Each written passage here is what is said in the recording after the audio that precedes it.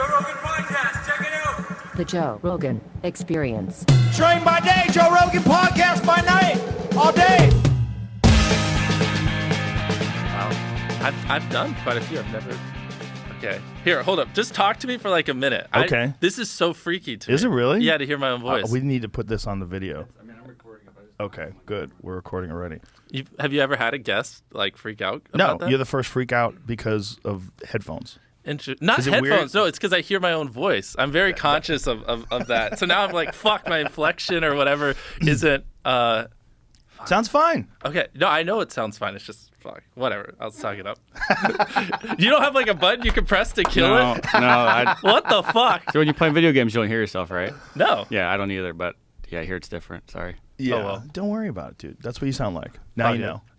I mean, I've seen videos. I knew what I sound like just in real time hearing it. It sounds like I'm speaking to myself. Fuck it. But you're not. You're speaking to me. The purpose of it is when you and I talk and we can hear each other's voice at the same sound level, we don't talk over each other. Because people tend to talk over each other. It's just normal. It's normal conversation. In one-on-one conversation? Yeah, normal conversation. People talk over each other accidentally, but when you hear both sounds, both voices at the same sound level, it sounds really clunky in your ears. It's imperative when you have three people. If you have three people and you don't have headphones on, it'll be a disaster. Everyone starts talking over each other, and then when you're listening to it, it's like unlistenable. It's hard to. That makes sense. Yeah. Know. All right, so we're just rolling right now? We're rolling, man. What's happening? How are you? First of all, let me just tell you how impressed I am with what you've done. I think what you've done is amazing because your channel and what you've done on YouTube is completely unique. It's completely you. Your personality comes through, the way you've crafted these things that people have to do, these tasks and these games and this fun shit you do, and it's wildly popular. And I didn't know about it until I guess about a year ago. I told you my 11-year-old is fucking obsessed with your show. Obsessed. Yeah. And she told me, and we were in a hotel in Vegas. I was there for the UFC, and she was watching YouTube. I'm like, what are you watching? She's like, oh my God, it's MrBeast. And she was so into this show. And then I watched it, and I was like, wow, this is actually really entertaining. Aww. It's fun stuff, man. Thank you. Yeah, it's been crazy because I've been doing it since I was 11. And really? Yeah, so now I'm 23. And so it's just like, basically every year it's just gotten crazier and crazier. And I used to make $1 a day back. Well, the first few years I wasn't even making money off YouTube. But once I started making money, I was making $1 a day. And I saved up for a couple months. I bought a microphone, saved up for half a year. I got a computer, and I've just always reinvested it. And so it's like literally just all. I mean, I was like as awkward as they came. No money, no nothing. And I just basically just obsessed over YouTube every day for a decade. Are your first episodes available when you were 11 years old? No, because I had a friend when I was 13 that found my channel, and so I deleted like all the videos. I got really self-conscious. Oh no! I know, but so everything from 13 and up is there, and yeah, they're fucking terrible. That's still cool. Yeah. So what did you do when you first started? Like, what was the first idea? The very first video. Weirdly enough, I played this stupid game and some hacker killed my base when I was 11, and so I uploaded it, and my first video got 20,000 views instantly because it was like all the people that played the game was like, oh shit, you can hack in this game. It's a game called Battle Pirates. I guarantee you no one listening. What is it called? Battle Pirates. No one here has ever heard of it. Battle Pirates. It was, Battle Pirates. Yeah, it was a really small game, but I uploaded that and I got 20,000 views. And that was probably the best thing that could have ever happened to me because then I was hooked from day one. Literally, like most people, it takes hundreds of videos before you get one view. And somehow the very first video I uploaded at 11 got 20,000 views. And then I was just like, oh, I fell in love. And I've been hooked ever since. Wow. So it was kind of almost by accident. Essentially, yeah. It was that. And then because this was way before YouTube was even a thing. Right. No one was really a YouTuber. Hardly anyone made money. When did YouTube when did it launch? 2006 or whatever. Yeah, YouTube was a thing, but the partner program wasn't really a thing. No one was making money. Right. And it was definitely back before it was cool. When I was doing YouTube when I was 14 and 15, now, it's cool if you want to be a YouTuber in high school or middle school. Back then, no one gave a fuck. You know what I mean? It was you're just worried they would try to play your videos in class or make fun of you or stuff like that for it. So, but how did it evolve to what it is now? Was it a vision? Was it a slow, sort of a gradual increase in numbers? And yeah, I mean, it's about as slow as it gets. When I was a young teenager, I was getting no views, had no money, had no equipment. And so for the most part, it was just I was just trying to scrounge money so I could buy equipment because I was using my brother's old laptop. And so like my first couple hundred videos, I didn't have a microphone. Like imagine just like crackly, terrible voice. And so once I got monetized, I saved up for a few months. Like I told you, I bought a microphone. I can just give you a mile high history. And I saved up for like 6 months. I mean, I was just doing video game videos, and they were terrible. But I saved up. I got a real computer. So now I could actually record the video game in high quality. I have a microphone. I'm like 15.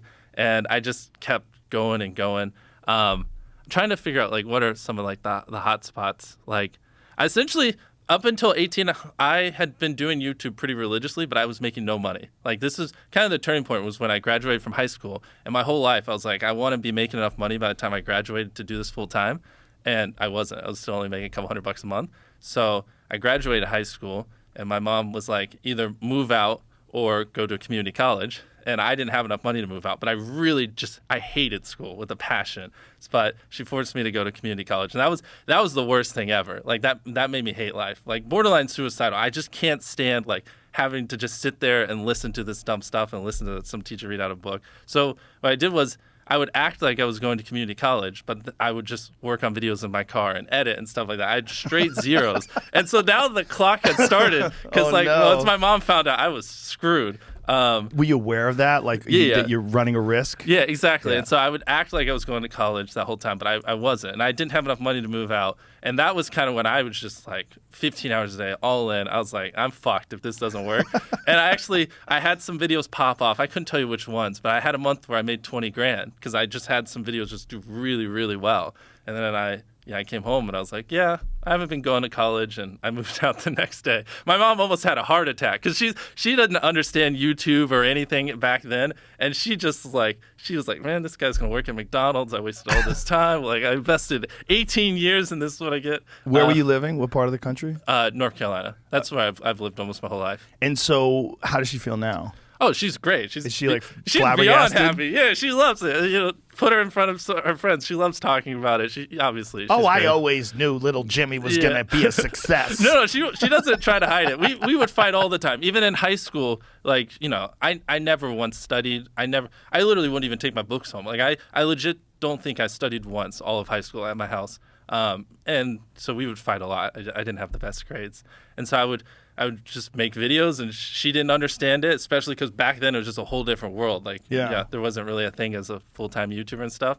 And so it was a lot of arguments, a lot of drama, but it ended up working out. She's happy. The thing is, it's like nobody saw this coming, right? So you can't blame her. Oh, dude, especially me in like the middle of North Carolina in a small town. I had like horrible acne. I'm especially back then, really awkward. It's like no one, like people would have bet $1 million that I wouldn't be a YouTuber. It makes no sense. But I just like, I have, hyper obsession and I love this. And, you give it enough time, anyone can solve it. Well, there's a lesson in that for people, really. Like to just, if you do have a hyper obsession to something, there's a lot of people that think that because they're bad at school or because they're not interested in school, that they're destined to be a loser. Yeah. And that's not true. The problem is school is too rigid.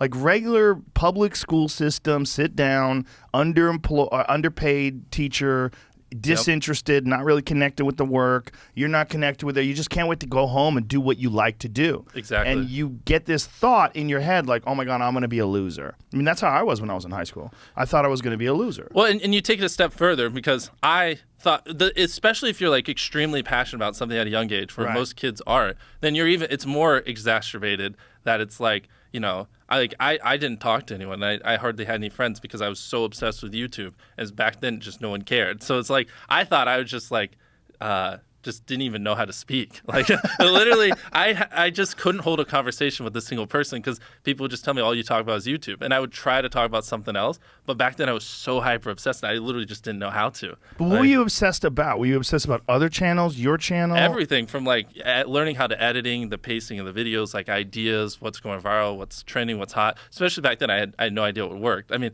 I had to like self-teach myself everything, even frame rate on cameras, coloring of the video, just stuff like that. And how did you learn? Did you learn from YouTube? Yeah, well, so like YouTube videos and tutorials or something?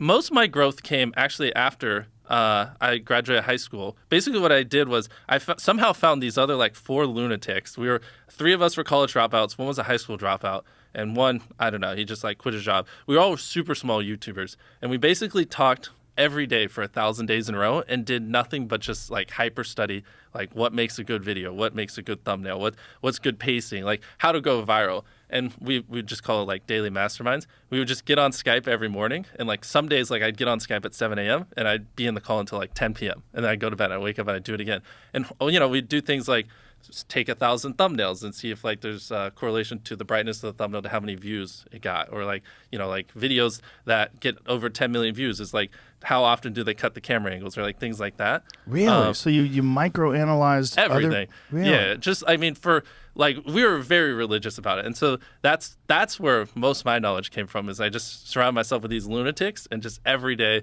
like we didn't do anything. We had no life. But everybody had sort of a similar vision. Yeah, exactly. And so we all had like 10, 20,000 subscribers when we met. And by the time we stopped talking, we all had millions of subscribers. And we all hit 1 million subscribers like within a month. It's crazy. Because it's like, if you envision a world where you're trying to be great at something and it's just like you learning and fucking up and then learning from your mistakes. Also, my mom told me not to curse. Sorry, Mom. If someone could just like edit out the swear words and give it to me. Sorry, Mom. Yeah, so I could give it to my mom to listen to. That would be great. But like, you mess up, you learn from your mistake, you mess up, you learn from your mistake. You in 2 years, might have learned from 20 mistakes. Or if you have like 4 other people who are also messing up, and when they learn from their mistake, they teach you what they learn, stuff like that. Hypothetically, you 2 years down the road have learned like 5 times more of the amount of stuff. So it just like helps you grow exponentially way quicker, if that makes any sense. It does. It does. So, but it's interesting that you thought about it that way in sort of a systematic approach. Like exactly. So it's not dumb luck. No, I mean, it was like they say 10,000 hours in math or something. We probably put in like 40, 50,000 hours. I mean, we're talking like every day, all day, like literally nothing. We had no friends outside of the group. That was your life. And I'm actually rereading that book right now, that Malcolm Gladwell book, Outliers, that talks about that 10,000 hours principle. It totally applies to what you did. 100%. I mean, like it sounds like you were just all day, every day, and which makes sense. And what do you have now? 90 million subscribers? Well, we across everything, we're closing in on 200 million subscribers. Jesus! Yeah, because have you seen our dub channels? No. Can you pull that up? Just search MrBeast in Espanol. So we actually, which I'm kind of curious why you don't do this. We do our videos in other languages as well. Really? Yeah. And wow. So I can't wait to get to show you this, because I actually have a really cool story. Here, just go to the channel so you can translate. Who does this? We do. So you hire someone? Hit videos. Yeah, we have voice actors and everything. Wow. So these are the exact same videos on my main channel, but we pay voice actors to dub over them. We translate the text in the video, everything. MrBeast in Espanol. Yeah, that was actually one of the fastest growing channels last year. And it's just our videos so dubbed. Smart. Okay, now click on a video so you can kind of hear it. Hoy, mis amigos y yo volveremos a la primaria. Al final de la clase haremos un examen de 10 preguntas. Y si te And so equivocas scroll en más down de dos, so we can see the comments. pruebas. It's all in Spanish. Like that's dope. Yeah, so that's now just I won't pull them all up, but now in just the other countries. Yeah, search MrBeast Brazil. We do a bunch of languages. So you got a Portuguese translator as well. Yeah. Wow, that's dope. Yeah, same thing I love here. It. Oh man, what a great idea, man. Yeah, and so. Because, if you Google it, it's like only, less than 10% of the world speaks English. So 90% of the world can't even enjoy your content. And when I realized that, I was like, wait a minute. 90% of the world can't even watch this stuff. And so go back to the Spanish one real quick, because that's our biggest one. And sorry for anyone watching who doesn't have the visuals. So set it to most popular. We just started doing this like 6 months ago, and it's crazy like how viral some of these videos are going. 51 million. Yeah. And the problem with me is like, I don't know if someone's going to translate if they're going to say exactly what I said. Well, you have quality control. So we have before a video gets uploaded, we have 3 different people who basically write the transcript. And then if the words don't line up on all 3, then, let me think about the process. We have something like that, because I was worried about that as well. I think we take the original transcript and then we have it dubbed. And then after stuff, we have 2 different people write out. And if it doesn't line up with the original, then there's it's a red flag, and then we look at it. Interesting. Yeah, we built some system where I don't have to worry about that. Oh, and the final point is, in Spanish, the guy who does my dubs is the same guy who dubs Spider-Man. We managed to convince him. So a lot of those comments are like, why does he sound like Spider-Man? Or is MrBeast Spider-Man? That's hilarious. Yeah, and so what we do is when we go into these markets, we get celebrities to do my voice. So then the local people in the language freak out. So Japan's coming up, and I can't say who, but we secured a giant voice actor from an anime to do my dubs. And whenever we launch in Japan, I know they're going to lose their freaking minds. That's a brilliant idea. That's so smart. So you have how many employees then? I mean, across everything, over 100. I don't know. It's been a while. Wow. Yeah. And what are you, 23? Yeah. That's crazy. Yeah, it's wild. I think I just had the blessing of finding what I loved at a young age. So, like, 'cause to get to this level, it takes, a decade. Most people don't find what they love till their young 20s, so they'd be where I'm at in their 30s. I just lucked out and found it when I was really young. It's that, but it's also your vision. The fact, one of the things that I was really impressed by when I started looking into you after my daughter introduced me is that you invest so much money into all the the show. money I make. I don't. Why do I need money? So you don't like go crazy? You don't have a Ferrari or anything nuts? No. I think living your life chasing like a nicer and nicer car and a bigger and bigger box to live in is kind of like a dumb way to go about life. Yeah. Yeah. So I actually, funny enough, I lived in like a super below average home, and I kind of learned why famous people don't live in below average homes, because someone broke in, stole everything I owned. So I had to get a little nicer house for security reasons. But before I was robbed, I mean, like my place was like a little duplex, $700 a month. You get a roommate, it's $360 split. Right. Yeah, and just drive a normal car. Well, now I drive a Tesla just because of the getting off of gas and stuff like Right. that. But yeah. So you don't go crazy at all with cash? No. You don't? I really try not to. I think that's like just a bad way to go about life. Also, it is a little hypocritical because I run a nonprofit, and we have you seen our Beast Philanthropy channel? No. Can you pull that up as well? We do a lot of stuff for helping people, and so also if I lived in a $10 million mansion while I'm feeding people and trying to help people, also in my eyes, it's also a little hypocritical as well. So in every area, I feel like it's just better if I just live below my means. You're just very wise for a young man, because a lot of 23-year-olds would be balling out of their fucking mind right Zoom now. out. Well, yeah, I also have some stories about that too, but You do? Yeah, because I did have a phase where I did ball out a little bit, and then I realized, like, yeah, this doesn't make me happy. What did you do during the balling out phase? I bought an i8, and I also bought some designer clothes, like some $1,000 shirts and stuff like that.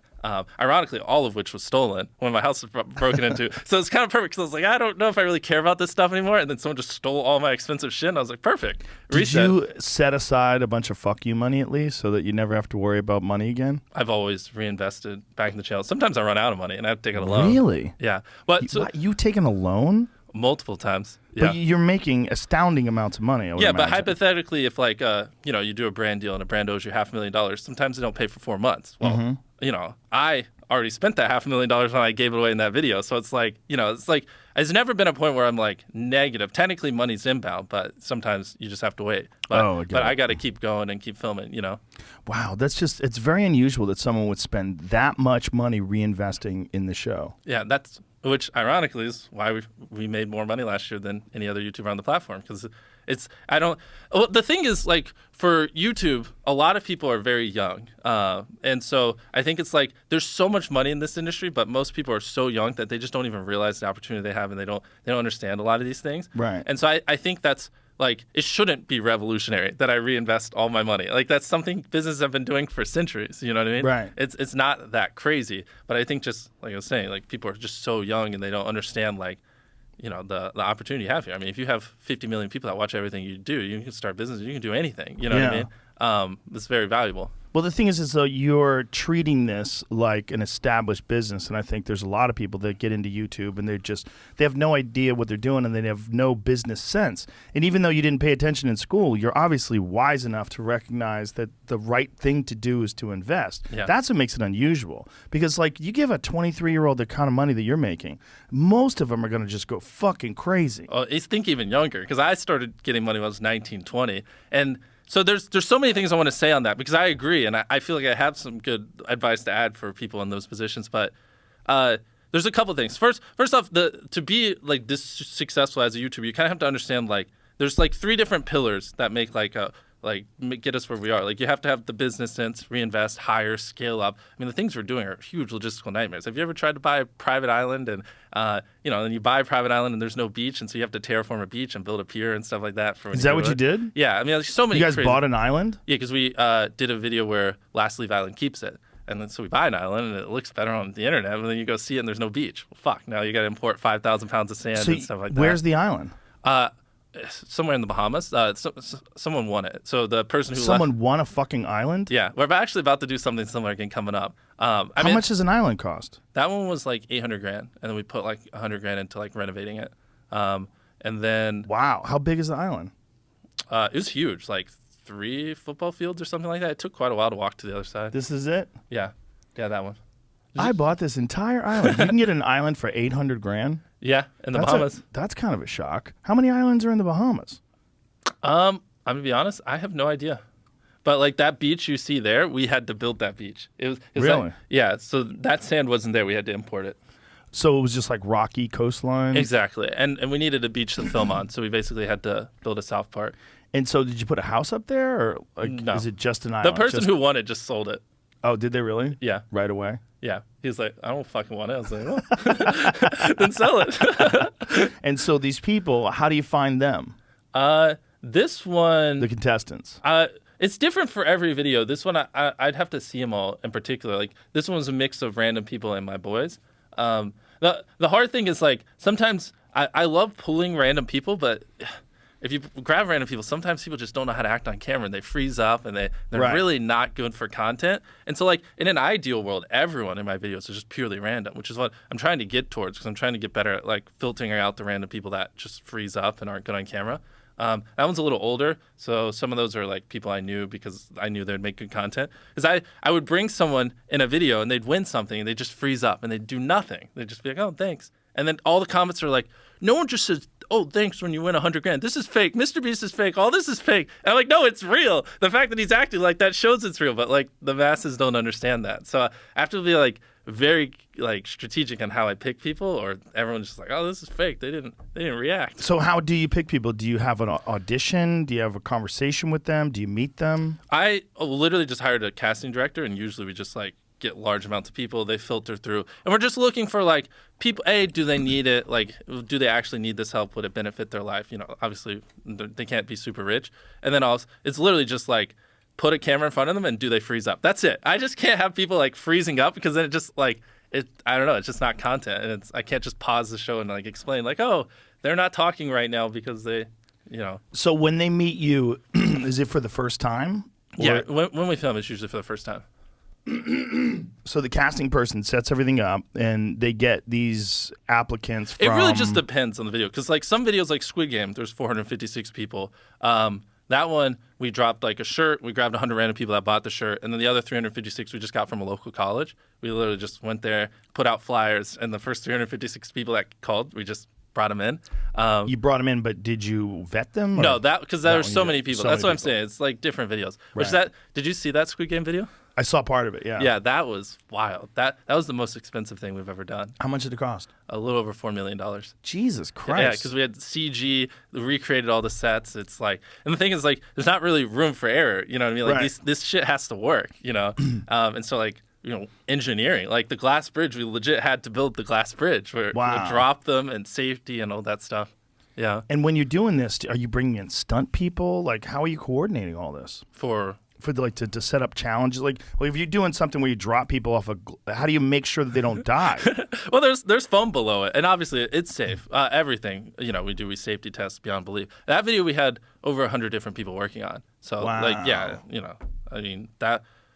I don't even know how many people we had working on that glass bridge thing. That one was very stressful because it's like, you know, you spot a trend. Squid Game's hot. It's not like you have 6 months to pull it off. It's like, fuck, this is hot. It's not going to be hot in a couple months. Like, Right, if we're doing right. it, we got to do it in the next month. And so it's like, you know, it was basically like 3 or 4 warehouses just filled with like these crazy like sets, and all this stuff has to move concurrently. Yeah, I mean, it's hard without the visuals to even begin to explain it, because like the first set we had was like literally like the size of a football field, and we need go to the Here it very is right here. beginning. Yeah, that's the glass bridge one. But yeah, look at this set. Like those are real walls we built. Those things are fucking huge. Sorry, Mom, for Wow. swearing. Sorry, Mom. Yeah. Oh well. Like that, it's you can't even tell the scale of how big that room is in the shop. But that's 456 people, and look how tiny they are. What are you hitting them with? So again, this is like the crazy stuff that people don't even realize we have to do. So we had to build these squibs on them. So when people got out, because in Squid Game you got shot when you got out. Right. We can't shoot people. So the next best thing is we put a device on them that when they get out, it just shoots out ink to Right. signify that they got out. So everyone had a device strapped to their chest that we had to custom build, and we had to build software in an app.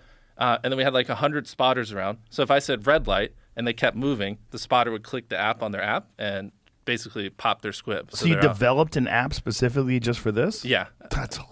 I wish I had it on me. And so you would see all 456 people, you'd see their face, and then when they got out, the spotter would pop them out. That's the thing, like, there's so much stuff that goes on behind the scenes to make this stuff happen that, like, people don't even realize. And that's why no one else does what we do, because it's like, it's stressful, it's hard, and it's brutal.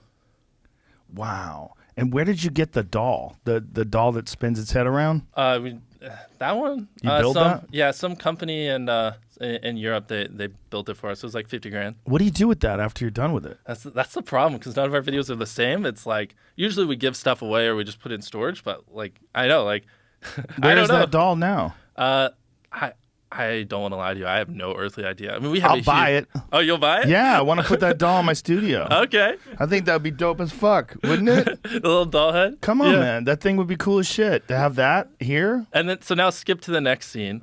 I mean, because I can run you through it. That's why, like, this originally was supposed to cost $2 million, but as we're going through it, it's like, oh, fuck, now it's 2.5. Oh, fuck, it's 3. And I was like, okay, you can't get Wow. any more than $3 million. And next thing you know, like, you actualize the budget afterwards. It's like fucking $4 million. Holy shit. And did you have to take all this down once you were done? Yeah, and then So you just lease these warehouses? No, we own them. We have you own 'em, okay. Yeah, we have one of the largest studios on the East Coast. Oh, so you built warehouses specifically so that you can do all kinds of stuff like this. Well, and so you can pause it. He gets the gist of this. That's kind of the problem for me is like we're reinvesting so much money in the videos and pushing them to the max, but I also need space. Like, Right. Because like the videos are so big that. So if you want to, you can't just work on a video for a week. You got to be working on months in advance. And so you basically got to always be working on, in an ideal world, 6 to 10 videos. Well, if one video takes up your entire warehouse, how the fuck do you work on the other 5? Right. So like space is a huge bottleneck. And I'm in the middle of nowhere in North Carolina. There's not tons of studio space and stuff like that. So we have like 3 or 4 studios that we. The newest one is what I call our campus that we built. It's a giant $10 million studio. And it's kind of like a money game because like I want to reinvest and go big on videos, but I also need to build infrastructure. So it's kind of like a balancing act. But we built this huge, it's 70,000 square feet, 55,000 of like studio space. Because also the problem is if you get like warehouses, they always have beams and you can't film if there's beams. So it's like, it was easier just to renovate this place. Sorry, I'm just going on random tangents. No, it's good. Like, it's great. I love it. And so basically we have this ginormous warehouse, soundproof. I can do shit like blow up a car in it because there's like 1,000 sprinklers that you'll drown before you burn to death in there or like light a fire or anything, which is good. So we can do dumb shit. It's like the perfect wonderland. But even then, like even though this place is great and it was $10 million, it's still like usually only houses 1 or 2 videos. So we need to build another one. And it's just usually like a money game. Now, how much micromanaging do you do? Because I'm looking at this and I'm seeing like you've got everything. You've even got the cookies like in the shape of the umbrella, so that you like have to get someone who makes the cookies for you. Oh, of but course. make sure that you could still cut them out with Bro, a that's with one a of the needle. easiest things, man. Yeah, but even that being easy, it's like you got to make sure everything's right. So Yeah. I could imagine like one screw up, like if someone makes bad cookies that you can't cut through right, Of course. and they crumble. Oh, You're we do stuck- test on test on test on test leading up. Dude, this one was crazy. The tug of war scene. Look at that set. Isn't Oh that my freaking God. crazy? That's amazing. Yeah. And that's so they're over foam, so they just Yeah. drop down They into drop a into giant foam. pile of foam. Yeah. That's incredible, dude. That's probably one of the coolest shots I've ever gotten. Yeah, I mean, this is like something that looks like a set from Fear Factor or something. I mean, it really looks like Wait, a look big at this time... one too. Pause it there. Look at that shit. It's crazy. Yeah. I love it. No, it's really cool. I love what you do. Oh. I just think it's amazing how much dedication you have to this. Thank you. Because no one's telling you to do this. This No. is not like you have like Universal Studios is behind you and they're like, MrBeast, this is what we planned and Yeah. we have hired these people. You're doing all of this yourself. Taking all the risks, coming with the ideas, and every step. Now people, it's like, what's the saying? It's like you're crazy until you're a genius or whatever. I don't know. Yeah. Not that I think I'm a genius, but it's like basically up until like 2 years ago, every step of the way too, people are throwing tomatoes and telling you you're stupid for reinvesting. Right. Everyone thinks you're off your rocker, you've lost your mind, and everyone also thinks like the life cycle of YouTubers like 2 years, and it's like, well, in 2 years you're gonna be irrelevant. When it's only 2 years if you just don't do interesting shit, you know? Yeah, well, I think it's 2 years if you don't continually push yourself. Exactly. Innovate. Keep adapting. If you're innovating, adapting, and like doing cool stuff, I mean, you can have a career as long as 10 years, in my opinion. But that's in the same in everything, I think. I mean, that's the same television shows. How many television shows are really popular for a while and then they drop off? Yeah, exactly. Yeah. And because they don't innovate. And they get the cookie cutter formula. Also, that video, too, looking at the view count, reminded me. I think Netflix in total has 220 million subscribers, and that video just crossed 220 million views. Wow. So it was a big dub. Yeah, I mean, obviously it worked. I mean, just incredible. Incredible that you were able to pull it all off during the time where Squid Games was really relevant. Because like if that came out today, I'm sure it'd be really interesting, but people wouldn't be obsessed with it no like one they would give were. A fuck. Yeah, because when Squid Games first came out, I mean, it was a phenomenon for like a couple of months. Exactly. So you got a small window to act in. Yeah. And you got to design everything and build everything. And I also want to put out there, I have some amazing people on my team, because that video without I've arguably some of the smartest people in the world when it comes to just creating viral content and YouTube and stuff like that. Without them, that wouldn't be possible, because it's not like I'm over there like designing every little set and I'm custom building the squibs that we're rigging on them and designing the app. It's taken a long time, but like I would literally, without a doubt in my mind, say we have the smartest people in the world when it comes to making viral content, and like no one else can do this type of stuff. You have to be very nimble. You have to really think outside the box, and it's like, one day you're trying to figure out how to secure a sub. The next you're trying to figure out how to go to Antarctica. The next you're building Squid Game in real life. The next you're burying me alive for 50 hours.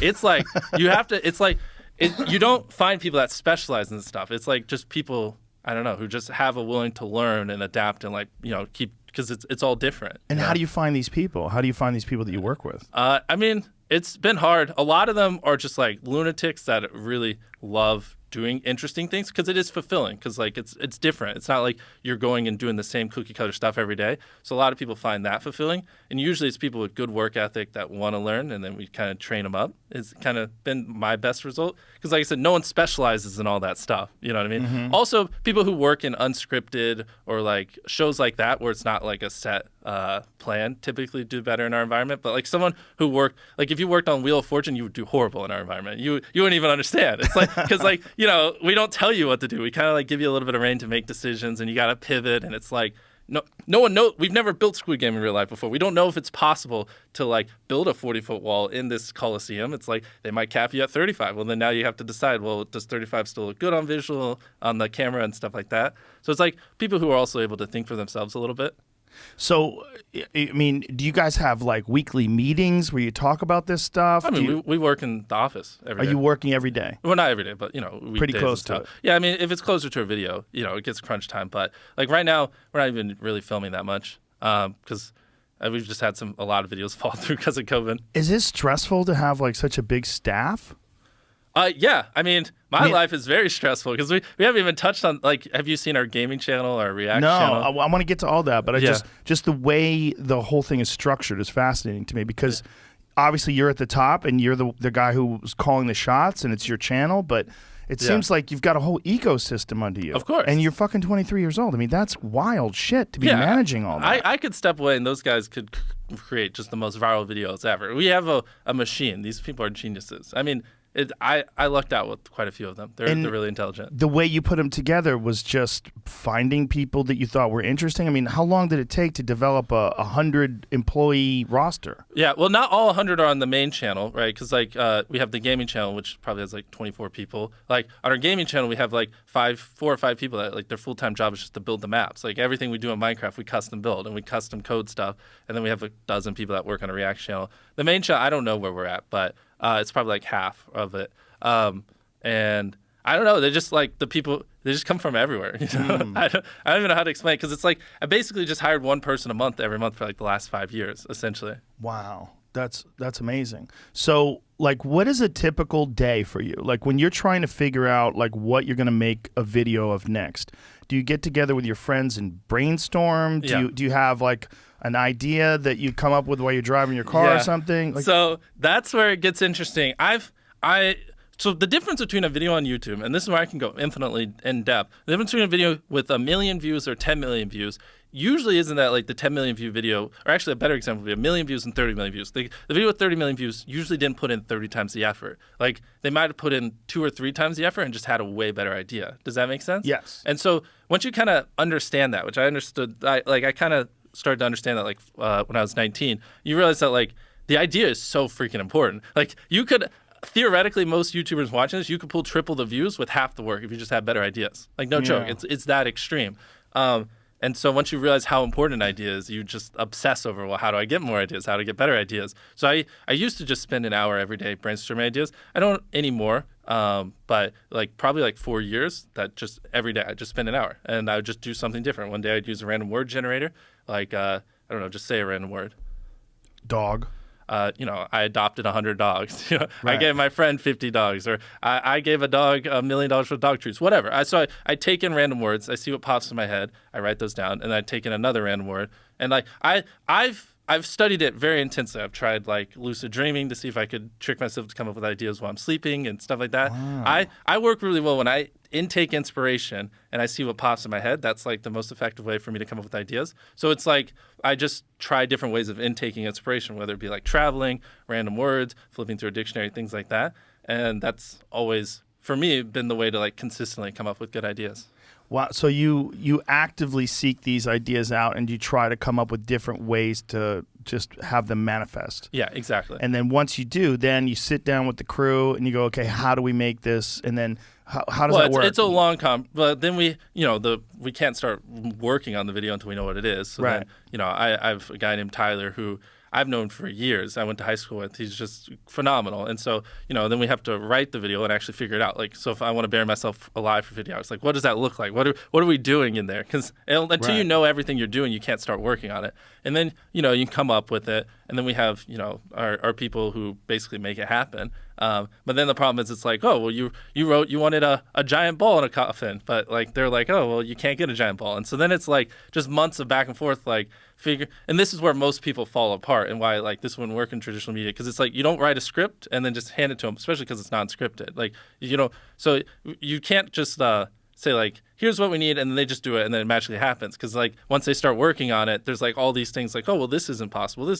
so it's like a back and forth for months.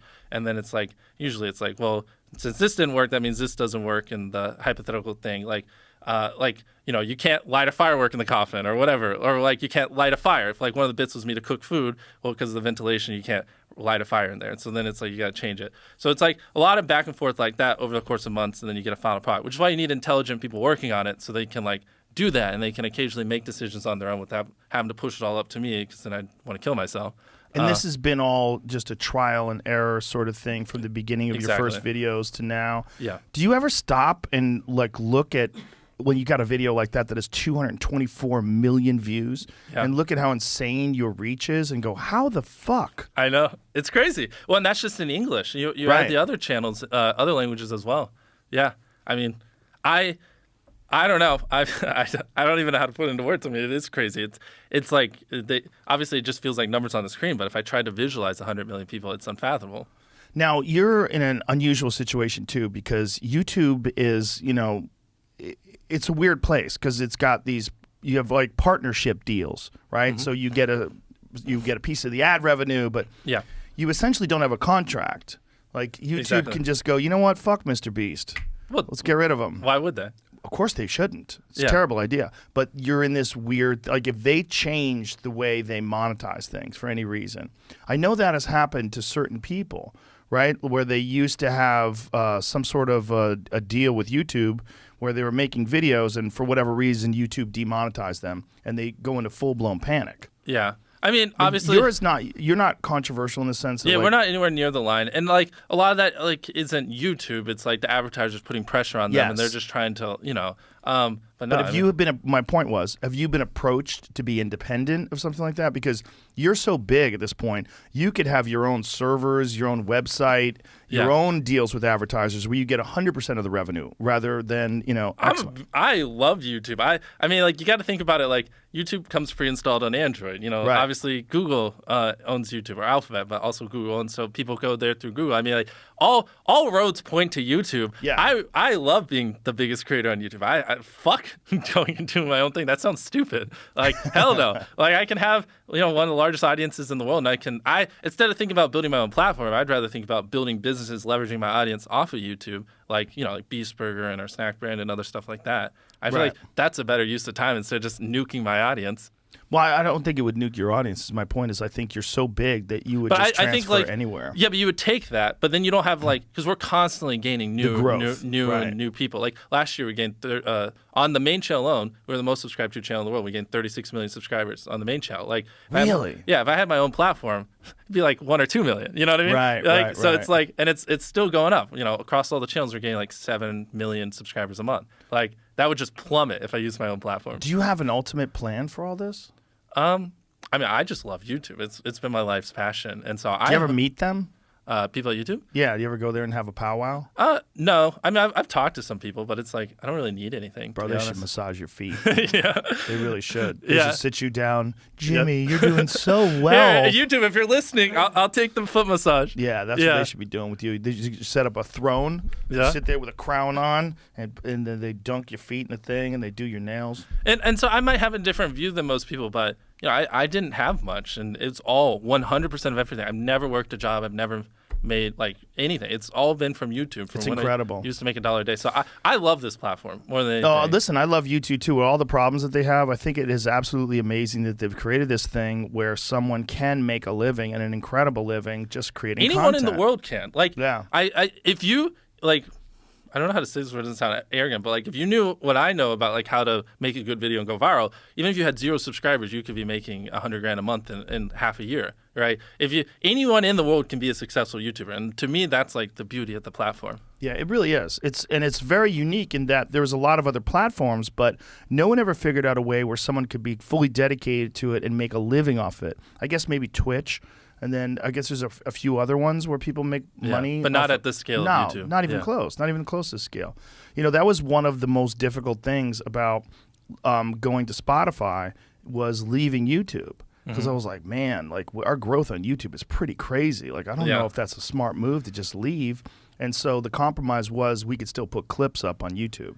Yeah, that was really the only way I was willing to do it. I wasn't willing to just abandon. It was a great idea because that's like I don't really use Spotify that much, but all the time your clips occasionally pop up on my homepage on my TV. And so if you in my world, because there are like these different worlds now. Like there are some people that only use TikTok. So like if you're not on TikTok, you just don't exist in the world. Right. It's kind of how I view it. In my world, it's pretty big YouTube. So like if you just were non-existent on YouTube, like you wouldn't exist to me. Hypothetically in my world. Yeah. Well, I mean I exist on TikTok, but it's not me. Like someone's just uploading my content on TikTok. Really? Yeah, at a certain point in time, I guess I should step in and do something. You should. On TikTok, but TikTok is such a sketchy fucking application. Have you ever seen like the breakdown that these software engineers have done of TikTok, of how intrusive it is? No. They said it's the single most disturbing piece of software they've ever had to back engineer because the amount of cross-platform spying it does. Well, I know like if you're and like if you travel to a different state, like even now in Texas, like my TikTok feed will be a lot more Texas content. It's definitely location based. And I have had instances where I would say certain things in conversations, and then later that night I would get into my feed something similar. Like if I talked about dogs a lot, and then I'd weirdly start getting TikToks about dogs. I have noticed that type of stuff. My friend told me that she was talking to this lady, and they were just having a conversation, and then she looked at her TikTok, and TikTok suggested her.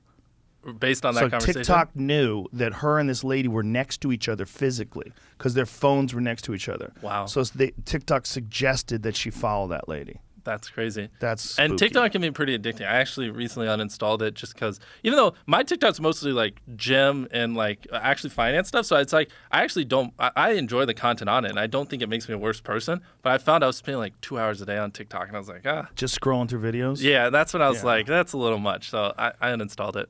Yeah, it's a fine line between enjoyment, getting something out of the content, and then just this weird empty obsession. Yeah. Where you're just spending time staring at other people's stuff. Yeah. Yeah. But I think you can curate the feed though where it is beneficial, which is what I tried to do. And I had it in a good place where like, you know, when I opened TikTok, it would motivate me to work out and like it would motivate me to go work. So it's good. But sometimes just it take a little long because you can see your time on app. And so usually I try not to spend more than like an hour and a half a day on social media. So when I saw that 2 hours, I was like, fuck. Do you know the difference between the way China does it versus the way the American does it? No. It's really interesting. China, first of all, between the hours of 10 a.m. and 6 p.m., kids are not allowed on it. They can't be on it. Really? They won't let them on it. Second of all, when you're on it, the difference between like TikTok in America is like dances and people doing pranks and people doing things to try to get viral views.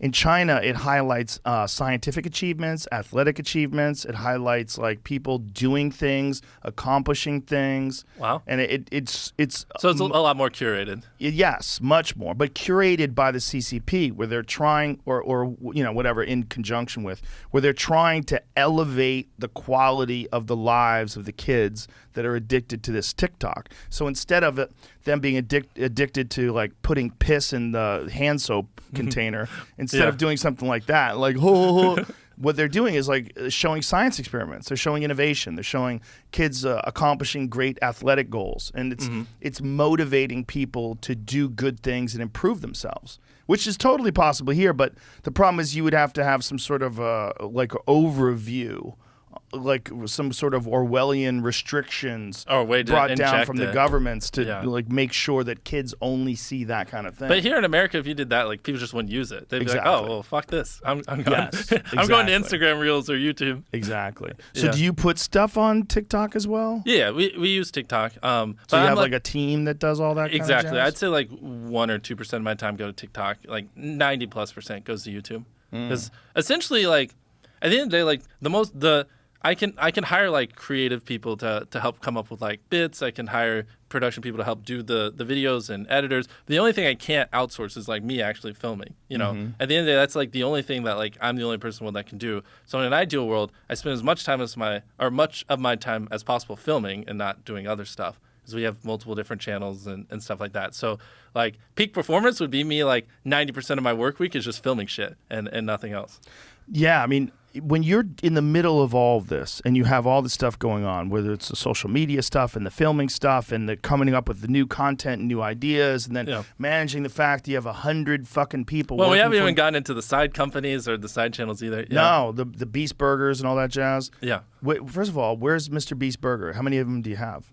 So right now we don't have any physical. We have 1,600 virtual restaurants. Oh, so you order it online and then they deliver it? Yeah. So like, let's say you own a mom and pop restaurant. You literally just sign up, go through the course. You learn how to make all the stuff on a menu, and you just order our ingredients and our packaging, and then you just flick it on Uber Eats, DoorDash, Grubhub, and you can start taking orders. And we let you keep a majority of the revenue. So it's basically like it's a win-win for restaurants, especially when COVID first hit. It was like huge for a lot of restaurants because I was pushing it really hard back then. And like some restaurants, you were literally laying off people, and then they started serving Beast Burger, and some of them doing like $10,000 a week.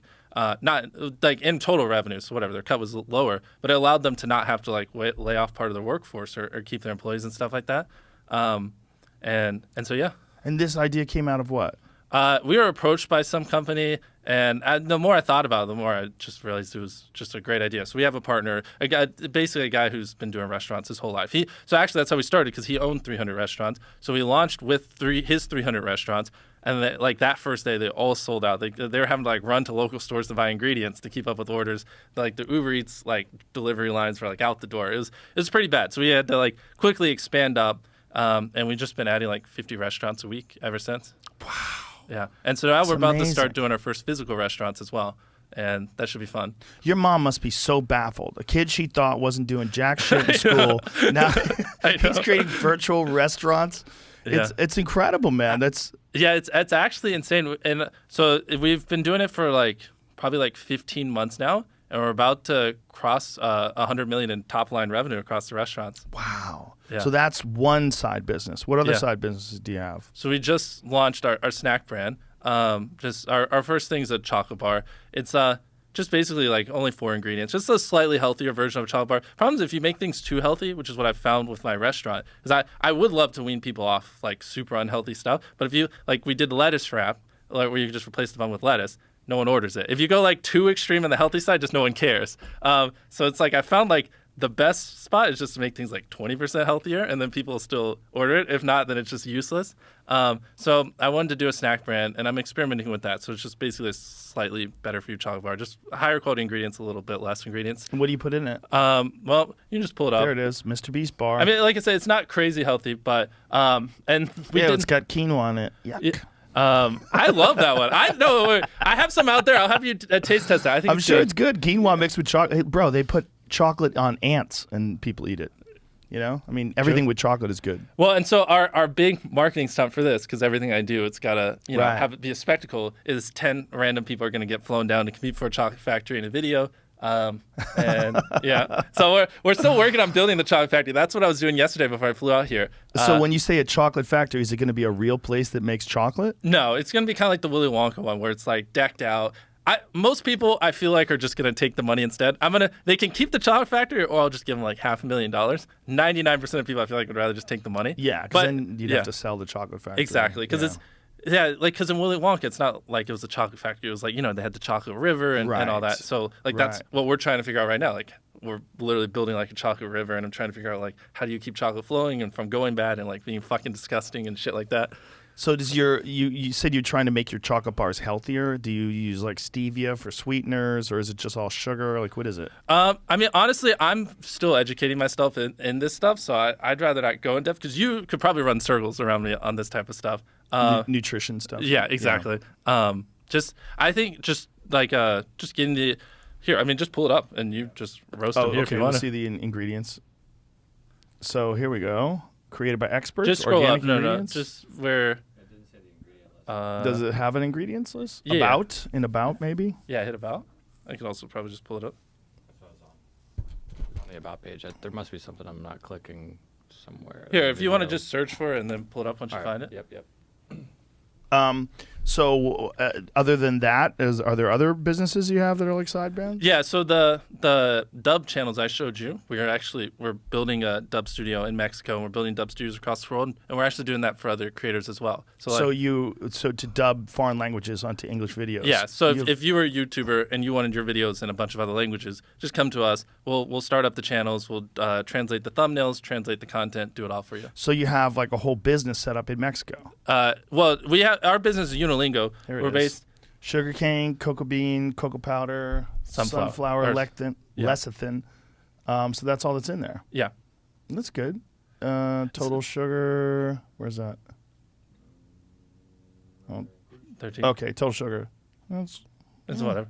Like I 14 said, grams. I wanted to take it extreme, but the problem is if you go too extreme, then no one will order it. So Right. that's where I'll admit it's not like the healthiest possible. It's a snack though. yeah, exactly. It's not supposed to be that healthy. It's a fucking chocolate bar. But eventually, if we could crack the code, that's what I'd love. Like, because most of the food we eat is fucking Yeah. garbage for us, and so I wish you could just be like, this is the perfect chocolate bar, and then we just magically get people to actually eat it. You said you work out a lot? I'm starting to get into it, but Yeah? no. The problem is it's like, so we just have so much shit going Right. on, and it's like 1 week I'm burying myself alive, the next week we're dealing with Squid Game. When I'm not filming, it's so fucking easy to Right. work out, but it's like it's hard to get a routine going because like we just went to South Africa and we were going to Antarctica for a couple of days, and that's like a 12-day trip, and so it's like it's get weird. it. Yeah. Yeah. But I'm also being a pussy. Like in an ideal world, I should be working out way more consistent than I am. Listen, man, just relax on yourself. Sounds like you're doing a lot. You're I know. getting a lot done. I want to be the best. Well, you obviously are trying to do that because you're amazingly accomplished at 23 years old. It's super impressive. Thank you. So when you're going to like South Africa, like what did you do in South Africa? Well, we just flew to South Africa as a stop to Antarctica, but annoyingly, when we were about to get on the plane to go to Antarctica, because we were going to spend 50 hours in Antarctica, we were going to climb a mountain that's never been climbed before in Antarctica, do all this cool shit. The group that went before us gave the group in Antarctica COVID. Everyone there had COVID, so they had to leave, and so there's no one there to clear the ice runway for us to land. So we went to South Africa and then literally just flew back because we couldn't go to Antarctica. I know, it's brutal. And there's only a little window where you can go to Antarctica twice a year. One's in February, and because of that, the window was missed. So now we can't go and They don't get into- test the people before they fly to Antarctica? I would think that's so isolated. That would be like, I they know. have to test you if you're going to go to the Bahamas. I know. I mean, I don't know how it happened, but yeah. So now we can't go again until November, which is annoying because like we've been working on that video for over a month. Like we're gonna go to this part and play with the penguins. We're gonna climb this mountain. The content was like phenomenal, and you're out there. We have the team. You're in Africa, ready to go there. Wow. And then it's just like nope. And so it's also opportunity cost because we could have been filming a video that would have gotten uploaded, which that's why I haven't uploaded in a month because that fell through. And so it's like not only did that fall apart, but it's like the opportunity cost. It sucks. Now, that sounds a little dangerous. Like you're climbing a mountain. I mean, we have experts there, like they'll make sure we're safe. Right, but you're climbing a mountain in Antarctica. I mean, it seems just by nature. I mean, the company we were working with does this stuff all the time, and they assured us it was safe. So, Have you ever seen that film 12 Peaks? My friend actually recommended it, but I haven't seen it yet. Incredible. It's incredible. It's really wild. But one of the more confusing moments is when you recognize how many people climb Mount Everest. And there was one part where there was a small window of good weather. And so the queue of people trying to get to the top of Mount Everest was hundreds of people long. I saw a picture on Twitter where Yes. near the peak, there's 50 people waiting to go. Yeah. The star of the film, he took that photo. That's one of them. He took a photo of the people in front of him that were trying to get up to this mountain, the top of Everest. Yeah. Yeah, it's that's a weird one because it's so. It used to be this thing where it's like, you would go to this far off land and you would climb this rugged mountain and there was no one out there and it was so hard to do. But now hundreds of people in a day. Look at that. Crazy. Oh, wow. I didn't see Yeah. that one. That's Yeah. insane. That's the. I mean, even crazier, you got the free solo guy just climbing without anything. Yeah, well, he doesn't do this stuff. But yeah. Yeah, but Alex Honnold, he's been on a couple of times. He's a fascinating guy. Yeah. He scares the shit out of me. I Just would love talking to him, speak to him. My hands start sweating just talking to him. Yeah. Just like what he does. Because it's like he's up 1,500, 2,000 feet hanging on by his fingertips with a bag of Just chalk. hearing you say it is making my hands I literally know, sweat. dude. Yeah. When you watch videos of him do it, and he's just so kind of calm and chill about it, and he's very, in the nicest way, like almost innocent and childlike in the way he talks, like his eyebrows are. Look at that! Look at that! Oh Fucking my God! Jesus Christ, man! That's so crazy. I mean, Wow. he's hanging by his fingertips. Fuck all that. Gosh dang it. That's funny. And the real weird thing is experts are convinced that he's going to die. Like the real experts, like how many of those images are there of him doing that, man? Well, I mean, He's basically hanging by his fingers. there ultimately are probably variables occasionally out of his control. Look at that. Look at that photo. Look at that that's photo. insane. Fuck that. Yeah. Look. Oh, Jesus Christ. I mean, bro, if someone was like $1 billion to do this and climb to the top of the mountain and gave me 5 years to train, I would say fuck no. Fuck no. And the thing is, he'll tell you he's not even the best climber in the world, which is really wild. Like, there's guys at it that are better at it than him. He just has a knack for doing this and doing it without any ropes, and he stays calm. He knows how to just find his way up and concentrate entirely on the task at hand. And the guy look at that fucking. Oh my gosh. Look at my hands. Feel my hands. Feel my hands. I mean, Feel mine it. are sweat. Feel it. I'm good. You don't trust me? I don't want the Joe Rogan sweat on me. It's good sweat. It's very healthy. It's got a lot of nutrients. But that kind of stuff, you're not going to fuck around with mountain climber. Or No. anything. No. Don't do that. Don't die, man. You're too important. Trust me, you don't have to tell me. But the Antarctica thing, when you said you're going to climb a mountain that's never been climbed before, I'm like, yikes.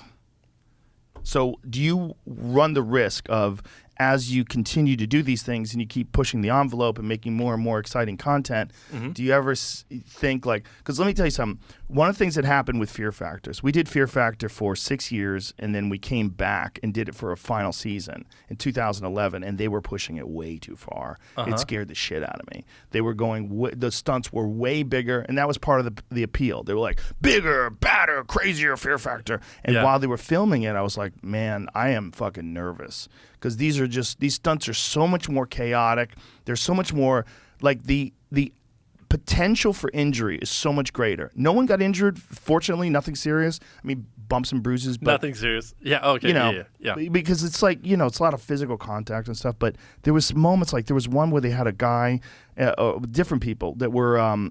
There was a helicopter with a bungee cord, and you were attached to the side of this cliff with a tree, and you're trying to unlock yourself. And when you do unlock yourself, the bungee cord pulls you, snaps you out over a canyon, and you're attached to a fucking helicopter dangling over this canyon. Wow. I'm like, what if something breaks, man? Like it was so nuts. This is it right here. So these people would unlock this thing, and the moment they unlocked it, and then their partner is climbing on a ladder that's below the helicopter, and the moment they unlock themselves from the tree, the bungee cord yanks them. Holy like, look crap. at that. Yeah. And while we were doing this, I would come home every day from filming, and I'd be like, we didn't kill anybody today. I would just take a big drink of whiskey and just sit down. Yeah. Like, fuck, man. So my point is, like, do you worry that as you continue to innovate and come up with new ideas, that eventually they're going to get a little dangerous? No, because whenever we do stuff, we always have experts, obviously. So did we.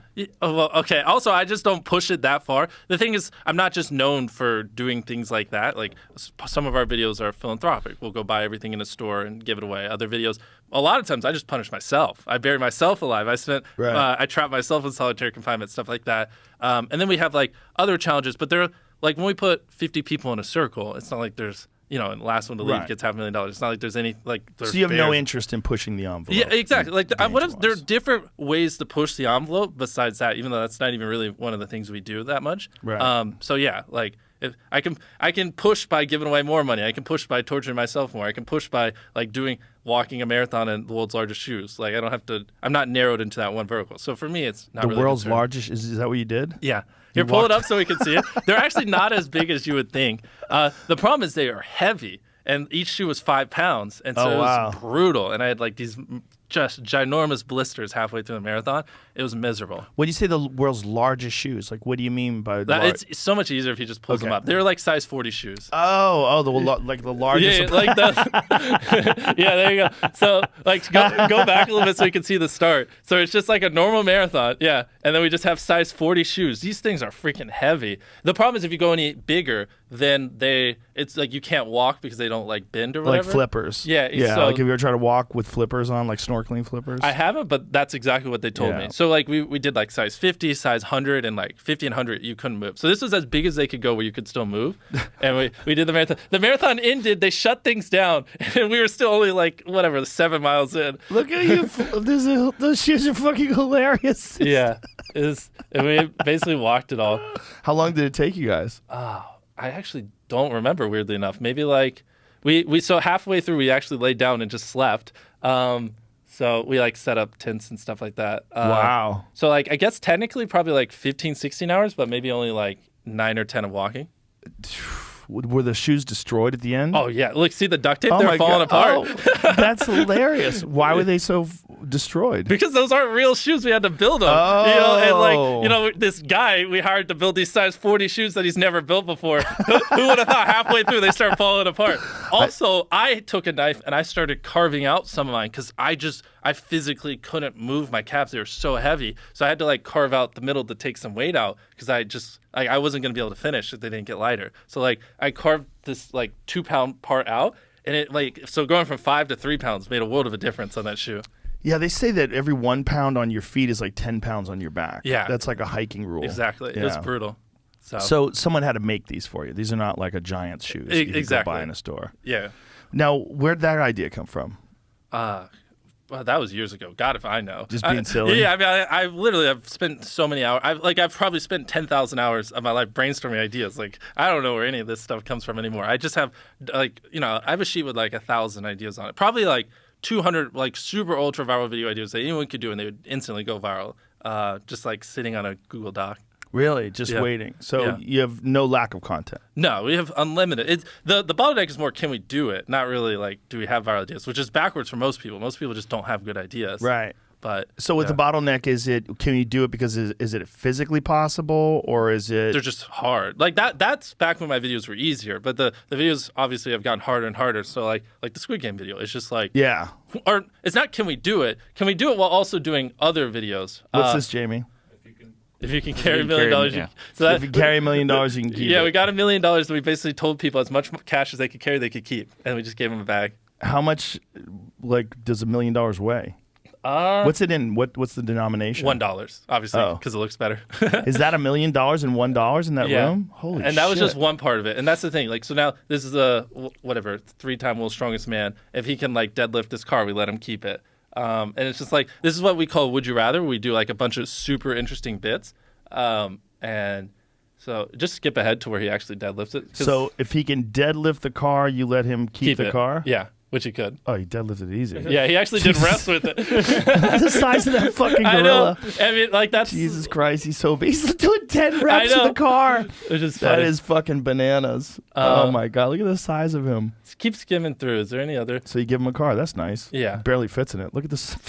I know that was the funny part. It was easier for him to deadlift the car than sit in it. Have you ever seen what Shaq does with his cars? He takes out the back seats and he has like a seat. That makes sense. That like I've seen like custom cars they've made for him where the seat basically sits where the back seat should be. Yeah. Because he's so big. Like you And can't have a have you regular seen seat. the clip where he holds like a water bottle and it looks Yeah. like tiny? Yeah, dude, we did a video. We showed a video the other day of me and him doing Fear Factor because he was a host on Fear Factor with me one day, and it's literally looks like a 6-year-old standing next to his dad.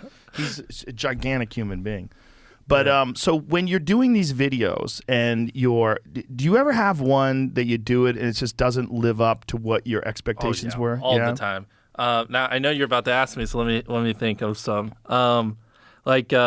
Yeah, probably like back in the day, like 1 out of every 4 videos we filmed just never got uploaded because they were just not Really? good. Yeah, because especially when I was like 19 and 20, like I had no idea, right? You know, like I'd come up with an idea, let's climb a building with plungers, right? Right. And then, you can't do it, all right? So Right. that's an example of one that failed. But then other times, like we spent 24 hours on a deserted island. And I don't know, the content wasn't really there. It was kind of hot, and so we were a little miserable, and we weren't really like in the funny mood. So like literally 2 days later, we just went back out and redid it and re-spent 24 hours on a desert island. And so sometimes we'll like, if I don't think the content's good enough, we'll just refilm it and stuff like that. And so, do you review it with your friends? Do you review it personally? Like, how do you just Usually make it's those just decisions? me. Yeah. So you just sit down and go, "This is not up to my standards." Yeah, exactly. Yeah. That's one thing I've never struggled with. Like, if I don't think something's like good and like the best we can do and revolutionary, our audience will love it, I have no problem killing a video, even if we spent $1 million on it. I think that's probably one of the main reasons for your success, other than your obsession and your dedication and discipline, is that you don't have to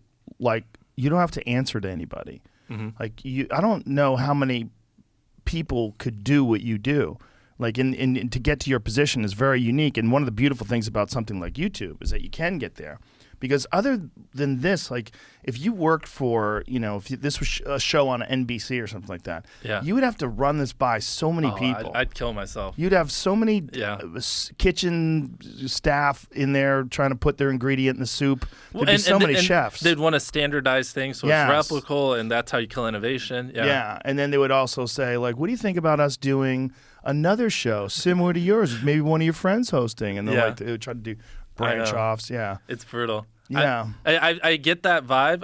It's funny you bring it up because that's the world you came from. I get that vibe sometimes when we work with production crews, and I kind of see a little bit of that world, how it's like a lot more standardized. And When you work with production crews, do they like come up with ideas and you're like, hey, yeah, that's not what it's what you're more here for. like what am I trying to say? It's like they're used to scripted stuff, and we're not scripted. So Right. it's like they just like. You don't know. Like we're planning on it taking 2 hours. The fucking thing could take 20 hours. I don't fucking know. Whatever this Right. hypothetical scene is, right? And so like the kind of the way we do things to them, it just seems so barbaric. But it's like that's how you get that natural, authentic stuff that's not scripted. And if you do work with a production company, then you have to deal with, like, I guess, unions and time. Like, they have a certain amount of time on set. Like, it seems like you work until you get it done. Yeah, usually. Yeah. Well, so actually what we do is, and this is probably one of the smartest things we've done, is we have multiple different teams that we're working on building out. So they rotate videos. So team A will do hypothetically whatever Antarctica, and then Team B isn't on the Antarctica video, and they're working on the next video. And then while I'm filming with Team B, Team A is working on their video, so they like rotate. So that way, and I'm trying to build out fully fledged production teams, creative teams, editing teams, all super independent. So then I can do a video a month, and each team's only responsible for one video, which that's plenty of time to like get a video done, and you have downtime in between your videos and stuff like that. Instead of like most YouTubers, it's just one team, and they're trying to have them do it all, which just honestly isn't sustainable. Yeah, well, it seems like when you're looking at this business that you've built, it's so large. Like, there's no way you could just have one team. They'd be dead. Well, you'd be surprised. That's how everyone else is building theirs. Really? Yeah, I mean, wow. People who try to do what we do. But, I mean, it's hard enough to build one team. And, so, like, building multiple ones, it's a lot. Do you have a lot of guys that are trying to copy the format that you've put together? Yeah, the thing is, it doesn't matter. It doesn't really affect me. I don't like to waste energy worrying about that type of stuff. At the end of the day, it's like, it doesn't hurt me, so go for it. It actually probably helps you. Yeah, exactly. Because everyone gets compared to MrBeast. Yeah, like a lot of YouTubers get like triggered when other people quote unquote take their ideas or whatever. But do they though? They really do. I mean, that's like all the time. Like someone will do something like, and it's funny. It's usually like people who copy tons of other YouTubers and they do one thing original, and then some other people take it and they just throw a hissy fit. Okay. Well, it's like they probably get attention from throwing the hissy fit. Whenever we do something, usually like thousands or at least hundreds of other people do it, and of course, yeah, it's part of it. Yeah, but when you do something like the Squid Games thing, like there's no way anybody can. Yeah, but see, technically that's not an original idea. You know what I mean? So I saw some really bitchy take on your Squid Game thing, copying other people's content, that he's profiting off of copying other people's content. And it's from a comedian. I was like, shut your mouth. Like, well, you think that's easy what he's doing? This is so crazy. Also, the guy who wrote Squid Game said he loved people doing recreation of Squid Games. He did an interview where he's like, I love it. And he encouraged it. So, well, it's just a hater's take. Yeah, it's not even logical. Like, the actual creator of the show is like, hey, do this. And it's like, okay, if you insist. Haters are never logical. But what my point was, when you get to the position where you're at, like, you must have a lot of haters. I don't really pay attention to it. Good for you. That's a great attitude. Yeah. That's what I like to hear. It's kind of a waste of time. It's 100% a waste of time. It's so stupid, but it's so common for people to concentrate on that and make response videos. I wouldn't be a fraction of but also we don't really, to be honest. I mean, and most people are positive about it. I mean, at the end of the day, like, we help people, you know what I mean? Yes. I reinvest everything. I don't live in a mansion, and I just try to make the best videos I can. And tell me about, you just touched on it earlier, your philanthropy channel. Like, how did that get started, and what are you trying to do with that?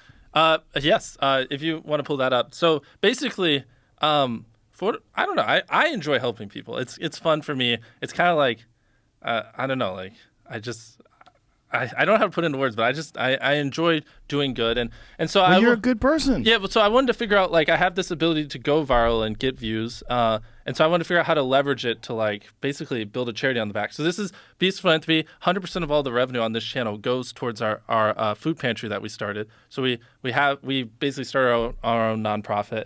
And so I make these videos, I do brand deals, we sell merch and stuff like that in the ad revenue, and we use that money to buy food so we can feed people. And you say food pantry, like there's a sign, so that's a physical location? Yeah, so we have our own warehouse. Can you hover over a different video to see? And how does it work? Like, people could just go there and get food? No. So basically, so this is where I'll have to, We're in North Carolina. There's actually not a lot of big cities, a lot of little cities. So we actually have, like, in our city, we have the 14th largest hospital in America, even though we're like a tiny city, because there's a bunch of small communities around. It makes sense to have people come from these little communities to a big hospital instead of building a bunch of little ones.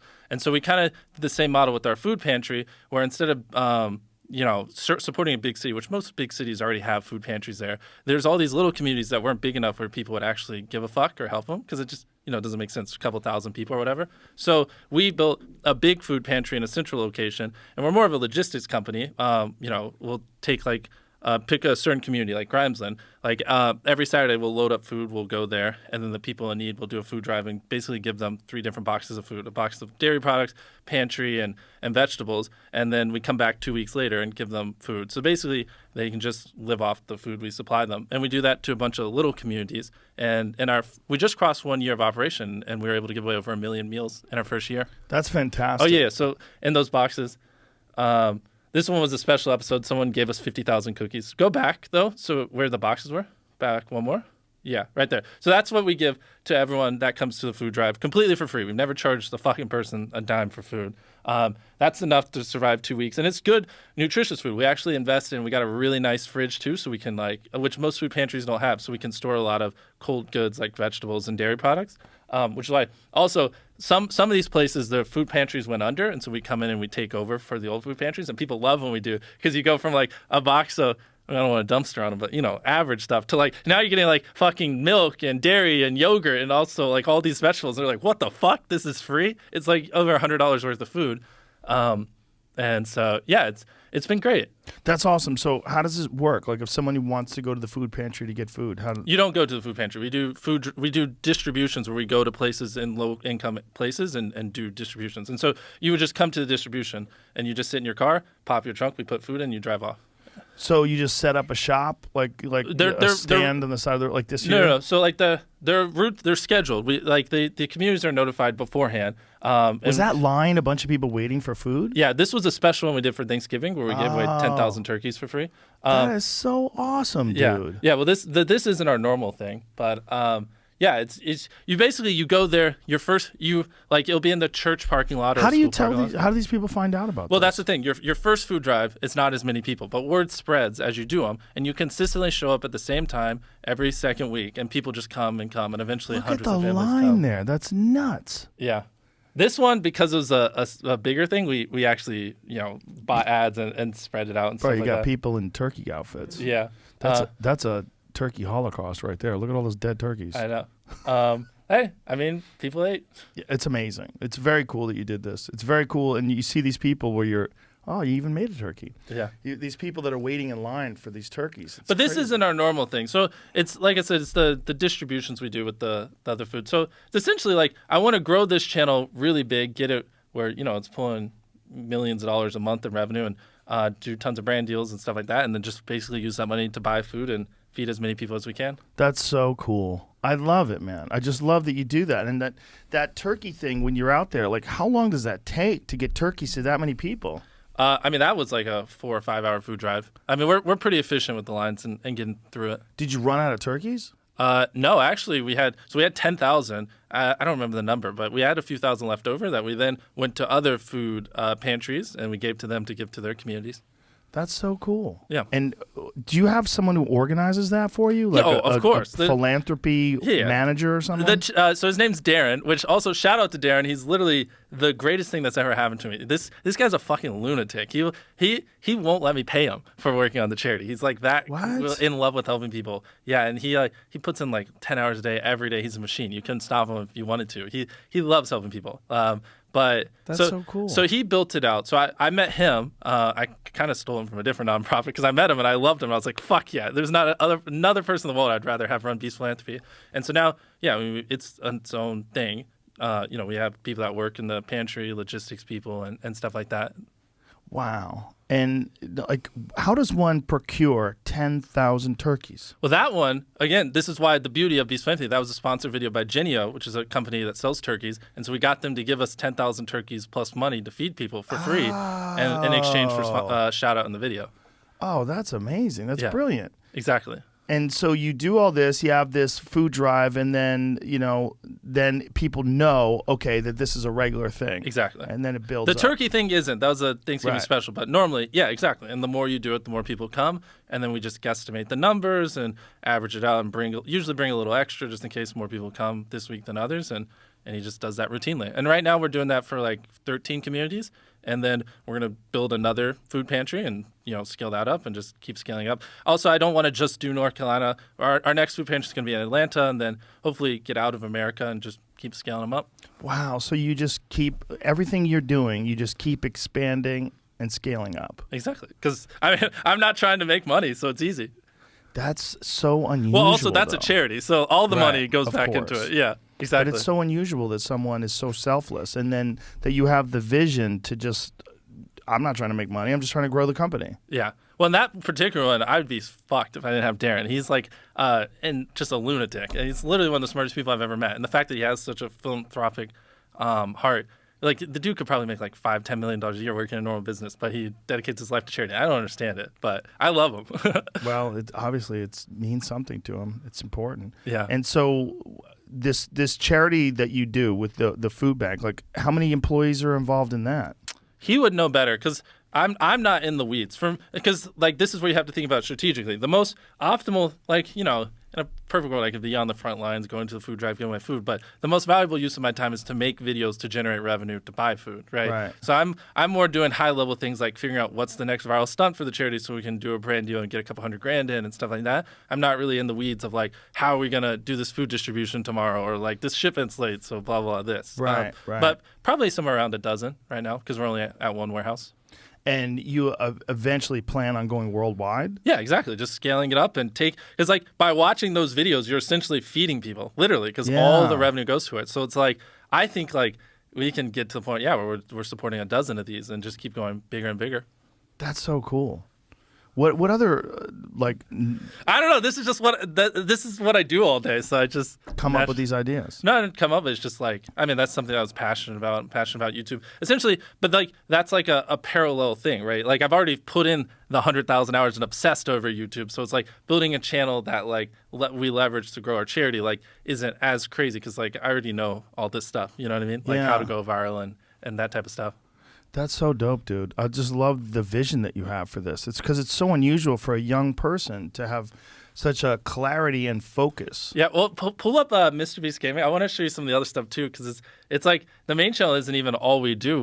We've managed to have one of the largest gaming channels on YouTube and one of the largest reaction channels on YouTube as well. So it's like I actually spend a fuckload of my time every week filming because we have 5 different channels.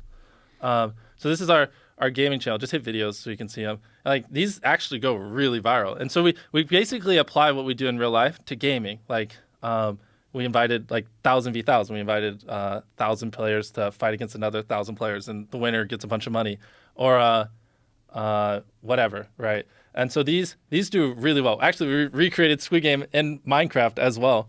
And so usually on Mondays I film for gaming. On Tuesdays I film for reacts, and then I do World once for uploading again. Wednesday through Fridays I film on the main channel, and then Saturdays when I do Beast Burger festivals and like all my side businesses, I take calls, and then I try not to work on Sunday. How much energy do you have to do this? Not enough. I'm constantly like losing my mind, but it's all self-implied, and at any point I could like stop. So it's like no one's forcing me, but it's just I don't know. It's like if I don't, I get depressed. It's like really, yeah. It's like this is what I live for. I don't know how to put it in words. Because of the fact that you've just generated such an immense audience, and it's just become. Yeah, and so hit videos here. So this is our reaction channel, which also averages over 10 million views a video. Wow. So this is all just look at that.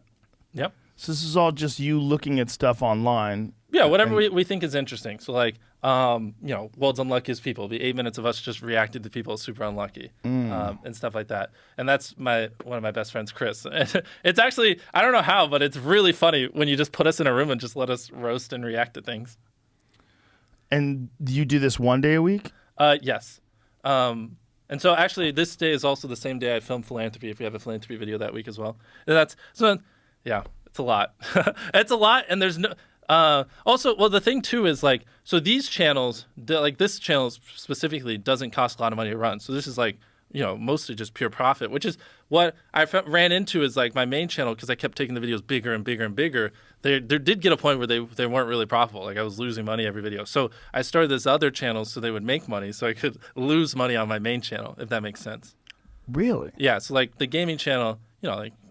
So the stuff like the Squid Games, it's so cost prohibitive. That's like that one, because it's getting so many views, might break even. But yeah, other videos like buying that private island and giving it away and terraforming it, like fuck no, that was a big money. Lose money on that. Yeah, a lot of videos. Like we did a video where we like sold houses for $1, right? And and the thing usually it's like I think things are gonna cost less than they do, but like it ended up costing over $1 million, and it probably only made like $600,000. So like that was like a $400,000 L, and I take L's like that all the time. But that's why I have these other things to like, so I can afford to. So I don't really care if a main channel video makes money or not. It's just like in general, it does everything at least semi supplement it, so I can, if that makes any sense. It makes a lot of sense. So yeah. you kind of have a safety net of sort of almost like backup revenue make sure that everything essentially, is... if I didn't have these, the main channel videos I just wouldn't have been able to keep making them bigger, and then I don't know, like I would just be sad because then they'd have to be lamer. Which is another reason why people don't do what I do, because like a lot of the videos just aren't profitable, like they don't make money. Well, also, I just don't think people would be as obsessed as you are.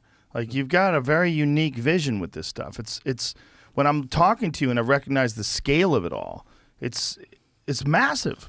That's all I do. So. I understand, but you must have some sort of a social life too, right? Not really. I don't. That's the problem. But it's not a problem. I love it, and I wouldn't trade for anything. Well, there's not a lot of human beings that ever get to a position like you're in. It's a very rare place. Thank you. I mean, the question now is like, can we keep it going? Because like, so last year we were the highest earning YouTube channel in the world and the most subscribed to YouTube channel in the world, which is great. And it's like, fuck yeah. And then you realize, well, if we're gonna do better this year, that's gonna be pretty hard because we got beat number one. So just keep going though, keep grinding. Well, it seems like you could do it. I mean, if anybody can do it, you could do it. Do you have like a grand vision? I sort of asked you this before, but like when you think of your future and you think like, do you have an idea in your head of where you would like all this to go to? Because it seems like the world's your oyster. Like you could kind of keep going and do whatever you want. Like, do you have a vision? Yeah, I mean, I do in a way see it a little bit as like Elon's PayPal. Like, you know, maybe when I'm 30 and if I'm not doing YouTube anymore, I'd take the money and move on to the next business like Tesla, SpaceX, and stuff like that. But I don't know. I mean, right now I've spent up to this point my entire life hyper obsessing over how to go viral. YouTube, making videos, how to go viral. So it's like, that's really it. I just want to do this as long as I can. And just keep growing it, though. The thing is, like, if it gets to a much larger place, like, you are at, 90 million on your main channel? 91 on the main. What happens when you hit like 300 million? What if it's like everyone in the country subscribes to you? You just keep going. I mean, I want to do YouTube for at least another 10 years because I don't think YouTube's going to slow down. YouTube's still growing year over year. No, I don't think it's slowing down either. Exactly. So, like, why would I not want to be the biggest YouTuber on the platform? Like, why do I need to do anything else? Like, I just want to keep growing, be at the top, and I think the platform's just going to get bigger with time. But as you do more and more of these Squid Games type things, do you see yourself putting more and more time into production and more time to bigger it? Because it seems like you want to ramp things up. With each one, you want to make it grander than the one before. Yeah, and that's why I need the smartest people in the world around me. Because I'm filming so much, I don't have time to be in the weeds. And so, which I already have, like I told you before, some geniuses. But I need more. If you're out there and you know how to do production, hit me up. But yeah, ideally you just build out the team so I'm not the one like having to micromanage and do it. Where do you think you would be if it wasn't for this?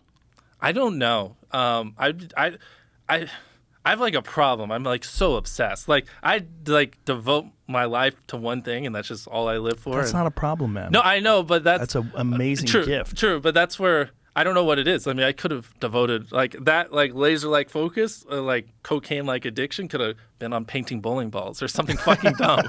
So I'm just grateful. It was like at a young age, it was something like this that has infinite upside, and I can just obsess, and I can obsess forever. You know. Before YouTube, was there another thing that you concentrated on with that kind of hyper focus? I mean, a little bit of baseball. I got Crohn's when I was 15, so I played baseball nonstop. And then when I got Crohn's, I lost like 50 pounds. I was like, fuck that. You got Crohn's? Crohn's disease. But Crohn's is something that's a genetic disease, right? So it just manifests itself? It started to emerge? Yeah, you're not born with it. Or I guess not? Most people get it like when they're around 15 to 20. I mean, I guess you're born with the genetics thing, but I guess the inflammation doesn't occur till that age. Yeah, and so I lost like 40 pounds because I was going to the bathroom like 10 times a day. And so I was a little obsessed with baseball. I like literally was playing like 2 or 3 hours a day. There was a period like where I kind of like quit YouTube when I was like 13, 14, like so I could just really focus on baseball. But then once I got that, which was probably a blessing, I was just like, fuck it, I don't care anymore. And I just went all in on YouTube. So this Crohn's, does this make do you have to seriously regulate your diet? Yes, very regulated diet. I have very, I don't put it in words, like I run out of energy very easily, because that doesn't make sense. How's that possible? You have so much energy. I don't. I'm probably one of the least energetic people you ever meet. But you do so much. How's it possible that you have no energy? I don't know, but because my immune system attacks itself, so it's very draining. Right. And so I get very tired easily. I take a lot of naps and stuff like that. I have a buddy of mine in Ohio that has it, and he can't eat bread. He can't eat. I can't eat like a fuckload of stuff.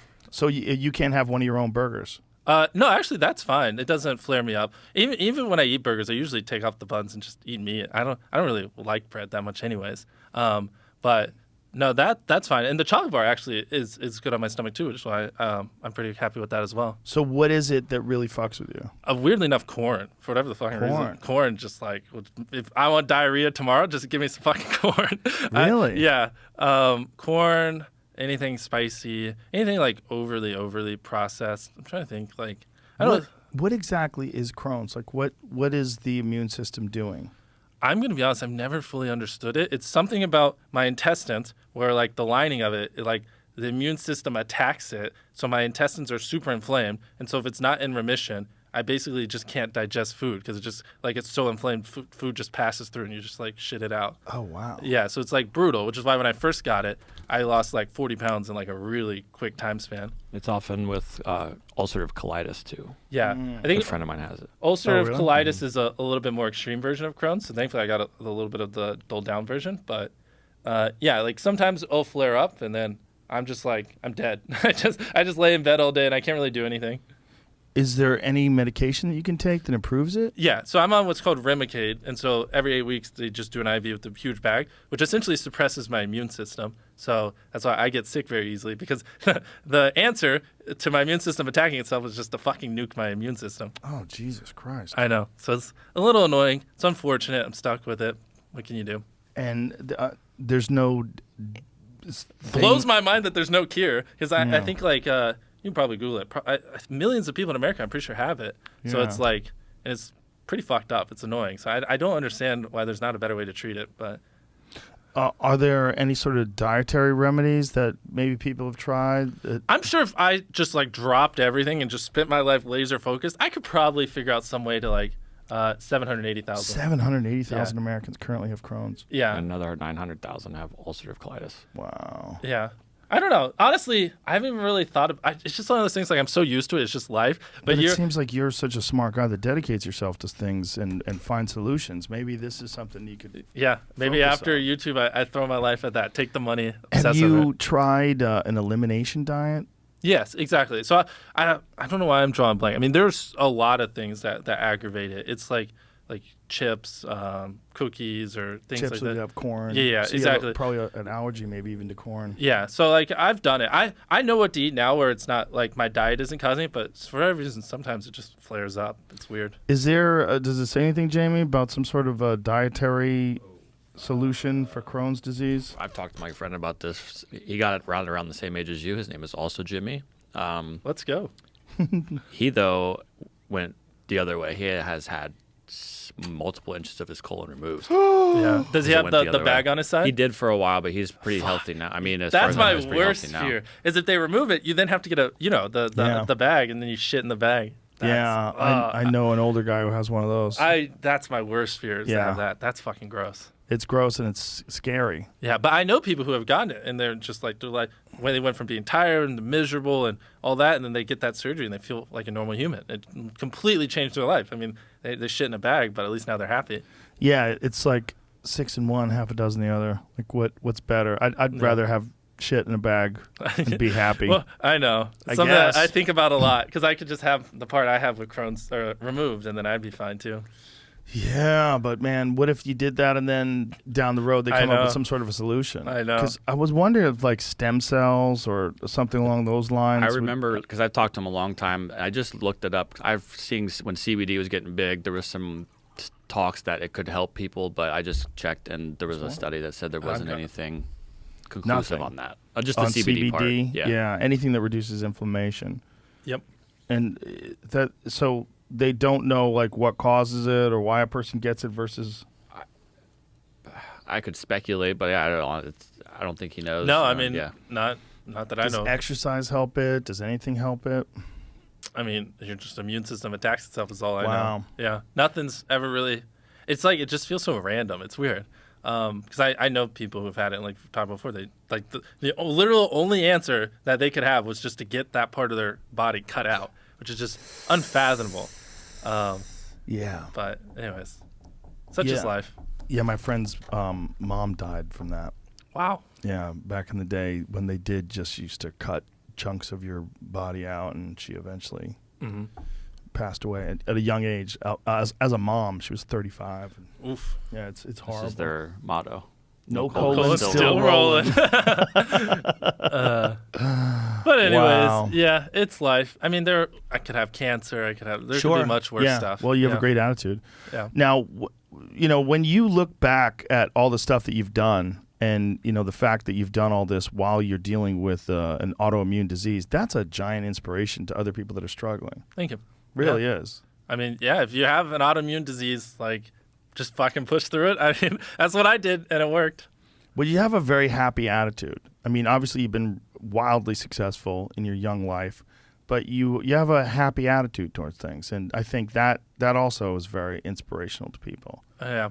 I mean, I wish if I had thought about this, I could probably have some like badass quote, but I mean, the gist is just like, why, like, if it's Crohn's, like sitting there mourning over it or, all day, like that doesn't do anything. Like if it's something that you can't, it's out of your control, like worrying about it, it's just, it quite literally is a waste of time, you know? So. Well, you're very into time management, obviously. You kind of have to be because you have so many things on your plate. I mean, essentially, the more I film or work, that directly correlates to the more money we bring in, so the bigger videos we can do. So, yeah, it's essentially just a formula where my time goes to optimally for videos.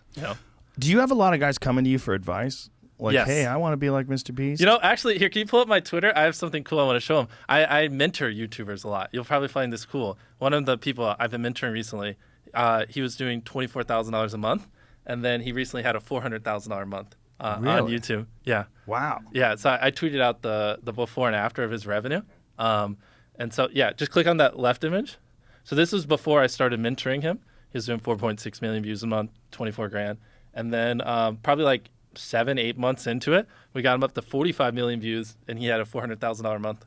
Wow. Yeah. And what kind of advice are you giving someone like that makes such an exponential change in the amount of interactions you get? The biggest thing is, it's much easier, as weird as this sounds, it's much easier to get 5 million views on one video than 100,000 views on 50 videos. Does that make sense a little bit? Like, a lot of people, you could upload one great video a year and get more views than if you uploaded 100 mediocre videos. It's like, it's very exponential. Like, essentially, now I'm going to dial back. To do well on YouTube, you just need people to click your videos and watch them. That's literally all YouTube wants. And so, if you get people to click your video 10% more and watch your video 10% longer than mine, you don't get 10% more views. You get like 4 times the views, right? So you have to think like an exponential, right? Like a 10% better video is 4 times the views, not 10% more views. Right. And so like once you understand that and you like funnel your energy better, it makes a big difference. So it's usually like just like don't make your video shit. Put in effort. Put in way more effort. Like really hyper obsess over these videos. Like triple the amount of time you're putting into that video, because you're not going to get triple the views. You're going to get 10x the views. And because YouTube's trying to serve people the best content possible, right? They don't want to serve you 100 lame videos. They just want to serve you one good one. So it makes sense logically. Like your homepage is curated the best videos possible. And so it's really just like making these videos really, really good, helping them build out a little bit of team, like an editor, because if you're doing 5 jobs, then you can only put 20% of your time to each. Well, if you hire an editor, he can put 100% of his time into that. So even if he's like 20% worse than you, he's still going to do a way better job just because that's where all his time's going, and he's able to obsess over it. Like you can't spend 10 hours a day editing, but he can. Have you always had this logical, analytical approach to things like this? Yeah, I love this stuff. Yeah, this is what I live for. So it's like kind of going through and doing that for everything. And usually, like in his case, he's uploading less, and even though he's making over 10 times more. It's with less videos, ironically. So, and the videos are just better, and the fans are happier. Everything about it's just better. So you mentored this guy. Did you know him previously? I did. I knew him a little bit. He's always had great thumbnails, but he wasn't the best at making good videos. Those are the easiest people to mentor. They can get people to click, but they can't get people to stick around. So then I've obsessed over how to make good videos. So now I just teach them how to make a video good, and then boom, the channel just goes skyrockets. But how do you have time to mentor people with all the things on your plate? I find it fun. For me, it's kind of like therapeutic to go on a walk, call someone, and then just roast their channel. Is that what you do? You roast their channel? Well, not meanly, but it's just just honestly. Yeah, I'm like, I can tell you were a little lazy here. Like you could have put a little bit more effort. The hook was a little weak. Like, Wow. why didn't you do this or the payoff or whatever? And you don't ask anything of them? You just... Him? No, I don't own any of his channel. I just did it for fun. That's a wild thing to do, man. That's so cool that you're doing that. Yeah, he's gonna kill it. I think he could go on to make. Who is this guy? The thing is, You want to say it? Yeah, exactly. Because some people Okay. know who he is, and then they're gonna be like, "Oh, you're really successful because of MrBeast," which I don't want. Oh, right. Well, Yeah. look at you. Good Yeah. for you, man. So you just look at that as an exercise. Yeah, it's fun. I do that for a lot of people. It's just I don't know. It also How like many's a lot? probably like 6 or 7. It's always rotating. It's also like I'm like me playing evil mad scientist. Like I tell them things and then I kind of see how the theories work on their channel and like confirm what I know. And it's like, oh, yeah, it is true. His stats went up 10%, his views 5x, or like things like that. So I also get a weird enjoyment of like being able to, because it's nice because I don't have to do it. Like I could say, oh, do this, this, and this, and then just hang up. I don't have to go film the fucking video, and then I just talk to them next week, and I can just look at the numbers and be like, okay, this worked, and kind of like see it, which I Yeah. really enjoy getting to do that. Well, that's just so selfless of you, because Well, I mean, I'm getting data and I'm learning, and it's helping me better understand what works. But yeah, I guess theoretically, I could bully these people into giving me half their channel if I wanted to. no, I'm not saying that. I mean, I would never expect that you would do that. But the fact that you're willing to spend the time and give them what you've learned, that's really cool. I've done podcasts where I've literally laid out exactly how to go viral, every little thing I know, and they're just sitting out there. And it's funny because people will listen to them and then like just explode on YouTube and make tons of money. And it's just kind of funny because it's literally just out there. And like some people will still pay hundreds of dollars for a YouTube course or anything. Who teaches YouTube courses? I don't know. There's ones all over the place. I mean, Are there really? Yeah, millions of people are trying to be YouTubers. So the YouTube courses, are they taught by successful YouTubers? I mean, you just Google it and we pick them. I mean, like there are tons of YouTube gurus. I mean, one I know is Daryl Eves, who I don't know how public he is with his stats. He's very intelligent. He knows what he's doing. So like his will be legit. But also I don't want to trash people. I don't know. There are other ones. Yeah. No, I understand what you're saying.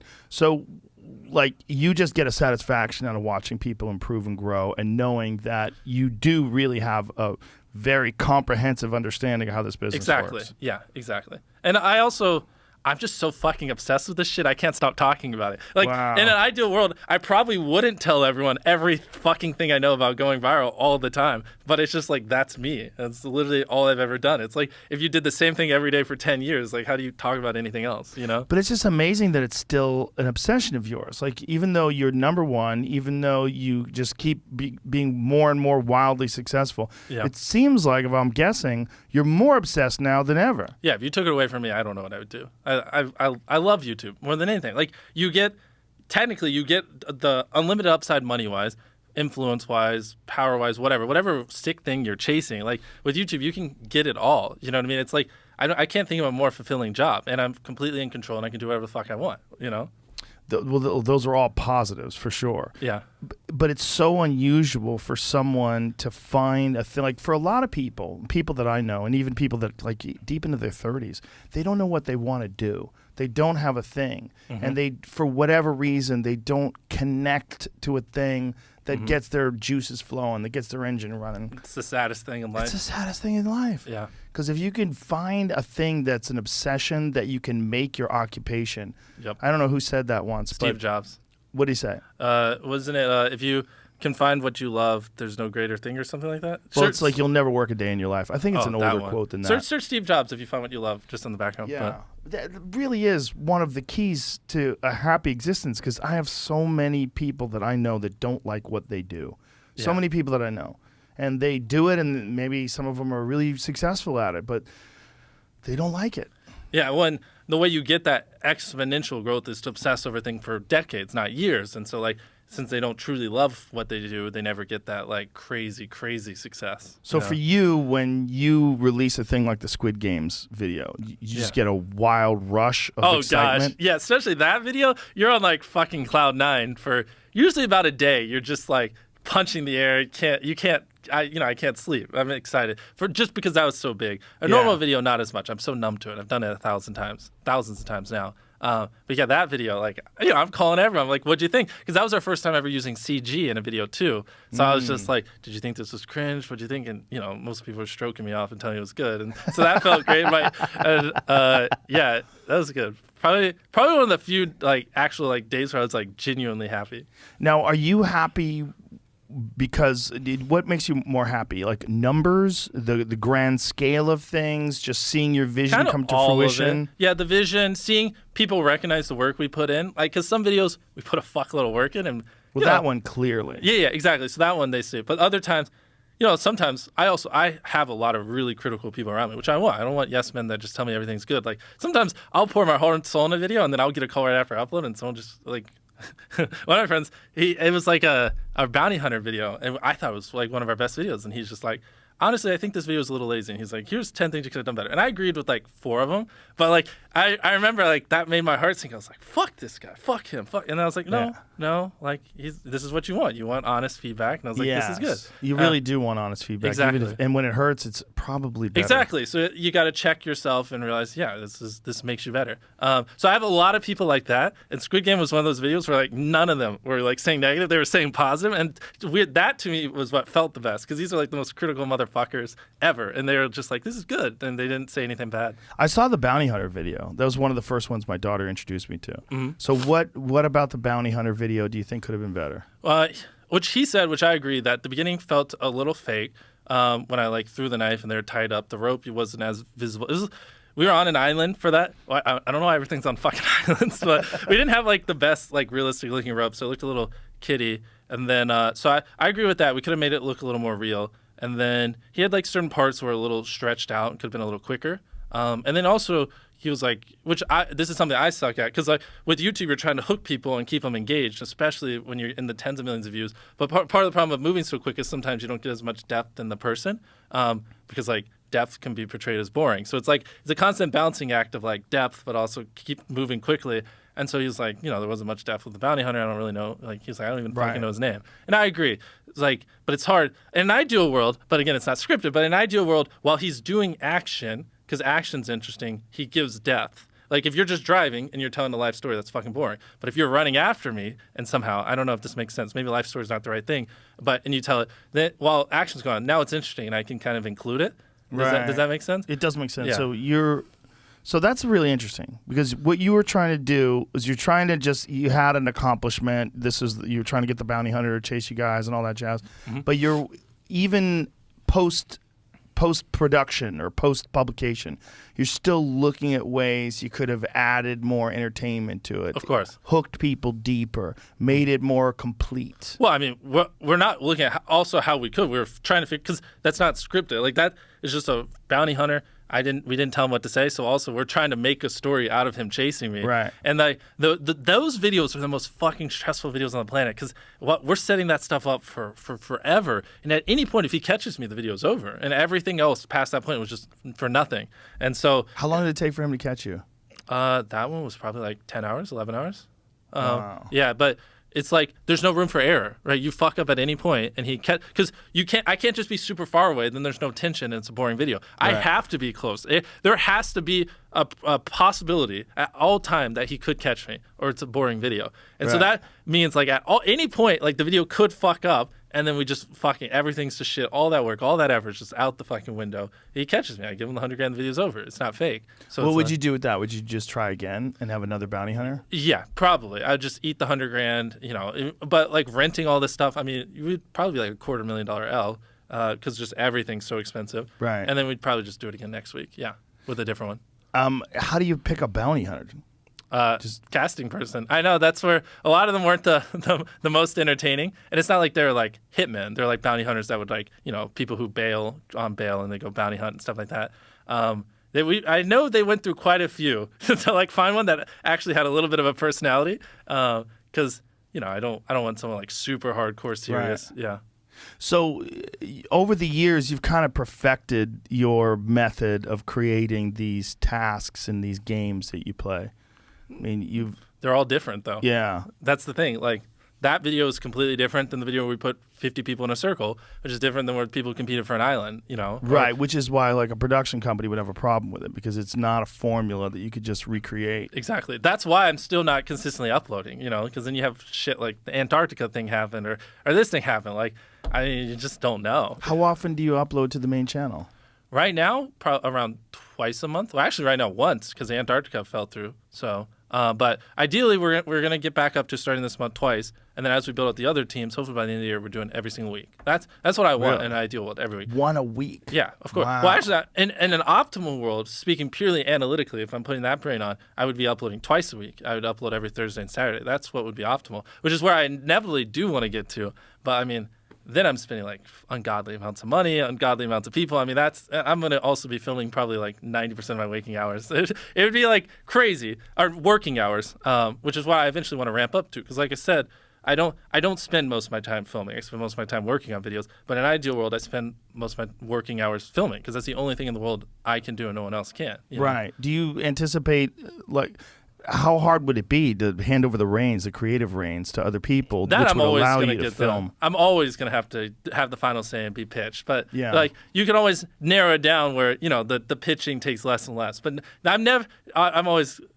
I have a guy named Tyler who fucking crushes it, and I'd say out of anyone in the world, he understands how to write content better than any YouTuber could hire him, and he would just like instantly probably triple their retention. It's crazy. He's really good. But still, like I'm always going to have to hear it before, you know, we film it and stuff like that, just to put my little spin on it. Now, this Squid Games thing was the first time you used CG. Yeah. Do you anticipate using that in the future? And because I do, yeah. you could really get crazy as the technology evolves too, right? Yeah, but we can't be cringe with it. And when I use CG, it's got, you know, it's not like I'm trying to hide that it's CG, right? Because we're still like, at the end of the day, we are a YouTube channel and it's my channel, and so I don't want it to make it feel like Hollywood. You know what I mean? But yeah, like. I see it as a way to enhance sets, not like there's never gonna be a world where I'm just filming in front of a green screen. But if I have like something cool and I just want to extend it, that's kind of where I see CG useful. If that makes any sense. Yes. Do you upload to Facebook? Yes. What are your thoughts on Meta? I'm gonna be honest. I have no idea about anything Meta. Really? Yeah. I'm not like literally. You can probably tell by talking to me. I'm like 95% laser focused on YouTube. I understand. Yeah. So like Facebook is usually just our videos just shortened a little bit because their attention spans are a little bit shorter, and we just make them vertical and put them over there. I'm just fascinated by where augmented and virtual reality go, and where it's going to take us in terms of, you know, most people, it's a big commitment to put the goggles on and to hold the controllers and to stand in a room, and the engagement that those like VR, whether it's Oculus or what have you, that they have in comparison to like people playing with their phones, like people going on social media, there's no comparison, right? Yeah, it's a tiny fraction of the people. But I'm wondering if there's going to be a tipping point, because, you know, I'm from an age where I grew up with no internet. I'm like one of the last generations of people that grew up without an internet and didn't get the internet until I was in my 20s. And that's when it all emerged in the world, and I slowly watched it take over. But no one ever would have anticipated that you'd have a device in your pocket that people would be addicted to, and many people would be on it 8 hours a day just staring at people's butts. Yeah, I get where you're going with this. Yeah, this virtual reality thing, there's a lot of people that are dismissing it, and a lot of people think, but when I see Zuckerberg put so much emphasis on this, and the fact that he's even changing the name of his company to Meta. Yeah. And I see these commercials that they're doing with like people like staring into like these art pieces that start dancing and moving, and I'm like, where is this going? Do you think about it at all? A little bit. I honestly, I think the first step is definitely gonna be augmented reality. And I like think so too. like the Google glasses or Apple glasses and stuff like that. And then I mean, I don't know. It's hard to say because you're right. Technology advances so much more rapidly. Yeah. Than I do believe within my lifetime, I will be able to put on a full suit and just lay down and play like in virtual reality. Maybe when I'm like 60, 70, and like play an actual game, have sensors hooked up, actually feel shit, and just maybe with like Neuralink or some shit, and control it with my mind and actually feel like I'm in a different world. But it's weird because like my gut's like, that shit's like 20, 30 years away. But in reality, like in 10 years, the VR is going to be more advanced than we could ever imagine. And it's scary. You're right. It's crazy to think about. You saw Ready Player One, I'm sure, right? Yeah, of course. Yeah. That kind of world is not outside the realm of possibility. In my lifetime, 100%. Yeah, I don't think it's going to be that long, man. I think, you know, like you're saying, 10, 15 years. I think there's going to... Well, supply chain ramp up and stuff like that. I mean, it's going to take many, many years. And yeah, I mean, 15 doesn't seem crazy. Actually, even 10 seems... It's just... I don't know. But that's like our brains aren't good at thinking about how rapidly technology advances. What is the most advanced haptic feedback suit now, Jamie? Is there anything that's new on the horizon? Because I know they were doing stuff that could, like, if you got shot in a game, it could. Have you ever done Sandbox? Do you know what that is? No. It's fun, man. It's you go to a warehouse. They have one here in Austin, and one of them is this thing called Deadwood Mansion. So I've done it with my family a bunch of times. You go to a warehouse, you put the goggles on, they give you a haptic feedback vest, they give you plastic guns, and you get. I have done that. I did not know that was called Sandbox, though. And you fight zombies. Yeah, exactly. Yeah. Maybe we went to the same one. Yeah, I went to one here 2 years ago somewhere. Yeah, in there's Texas. one in Austin, and then there's one. I've been to the one in Woodland Hills, California, too. Yeah, did they have like the lines on the ground and stuff too for that? There's like some Call of Duty game they had as well where there's like walls and stuff and they're mapped on the ground. Well, no, it didn't have lines, but you're just basically in a room. And then as soon as they turn it on, that room becomes like this virtual world. And all your friends, like you see them in front of you, and they're these avatars now, like they're a pirate or something like this. And then you get to do this game on a pirate ship, and you could fight off these skeletons that are trying to kill you. Or you're in the zombie game, and the zombies are running at you, and you're blasting with a shotgun, and blood splattering everywhere, and they get a hold of you. You feel them touch your suit, and you see like red in front of your eyes because they're tearing you apart, and you're trying to shoot them and reload your gun. It's wild, and it's really fun. And my thought is like, this is Pong. This is do. This is just a sort of. It's really fun. It's really exciting, but it's going to come a time where as this technology continues to evolve and they continue to have new innovation, it'll be indistinguishable from a real experience. Yeah. And I don't know how far away that is. I mean, I don't know either. If I dedicated my life, I could probably figure it out, but yeah. My thing is, I'm wondering if it's going to come to a point in time where your show is going to exist in a virtual reality world where someone could not just watch it, but actually be in it and be a part of it. Well, I mean, obviously, if virtual reality has mass adoption, of course. It's really just when the tech gets here. If everyone had a VR headset in their house, you probably would go to concerts in there, too, if it just 100%. wasn't so shit. Yeah, exactly. How good is the haptic feedback suits now? I'm trying to look at like what they were showing at CES and see if anybody said, you got to try this, one of those kinds of things. I know they have things that affect your hands. That's what it seems like the best thing they showed were maybe some gloves, and they sound very expensive. And I can't tell that, like they said they were turning knobs. So like I don't know how good that feels to make it seem like you're actually turning a knob or not. And what is the best like VR setup now? Is it Oculus? Is it HTC Vive? It depends on what you want to do, honestly, because I've had it for a long time now. Yeah. So there's not, from what I've been looking, a new game that's come out recently that's like, oh my God, check this out. I would have showed it to you. I feel Right, like. right. And I don't know that there is one. Literally, all I play with my Rift is just Beat Saber. Yeah, that's been around for a while. Yeah. You can actually get a really good workout with that. I agree. It's so much fun. You're swinging your arms around. And another thing that's really great with the Oculus, there's a boxing game that you play. So you got this, because the way Oculus is set up, the one we had back at our Woodland Hill studio, was like just an iPad was controlling it, right? So you have the headphones, and they're pretty light, and then you have these things on, and you're in this virtual ring, and you're boxing this character. And every time he hits you, you see like a flash of light in front of your eyes. And so you're basically shadow boxing, but you're reacting to a thing. Yeah. So you're moving, and you get a good cardio workout. You could actually get a really solid workout. I've never seen this. This popped up on the thing. I was like, this is a preview of an Iron Man VR game, which if this is like, this could get into like a AAA title game where they're spending a lot of money. Any game to like make this where you move in game but you're not moving in real life gives me severe motion sickness, and I feel like it does for a lot of other people I know as well. Where like obviously you're not flying in real life and you're not moving in real life, but you're moving in game. That always fucks with me. So it makes you want to throw up? Yeah, just gives me like a giant headache. I wonder if there's something they can give you for that, like a Dramamine or one of them little things they put on your wrist, like if you get on a boat.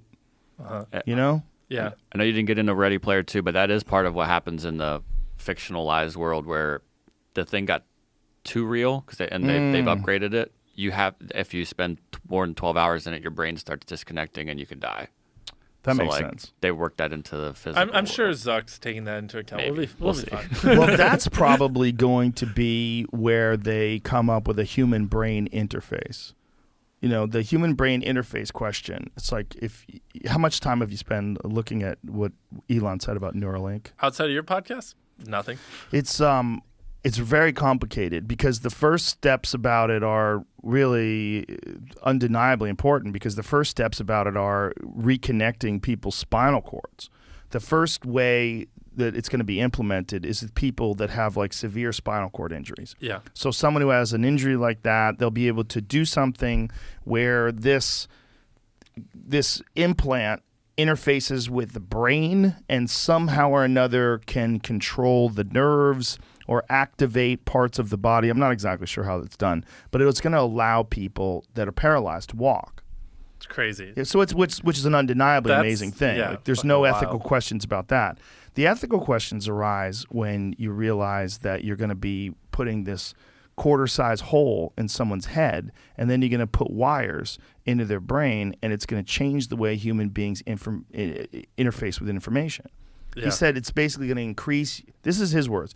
It's going to increase your bandwidth to your access to information, and you're going to be able to talk without words. Yeah, I remember he said that on your podcast as well. I mean, fuck. If anybody else said that, I'd be like, shut up, bitch. But when Elon says it, I was like, shit.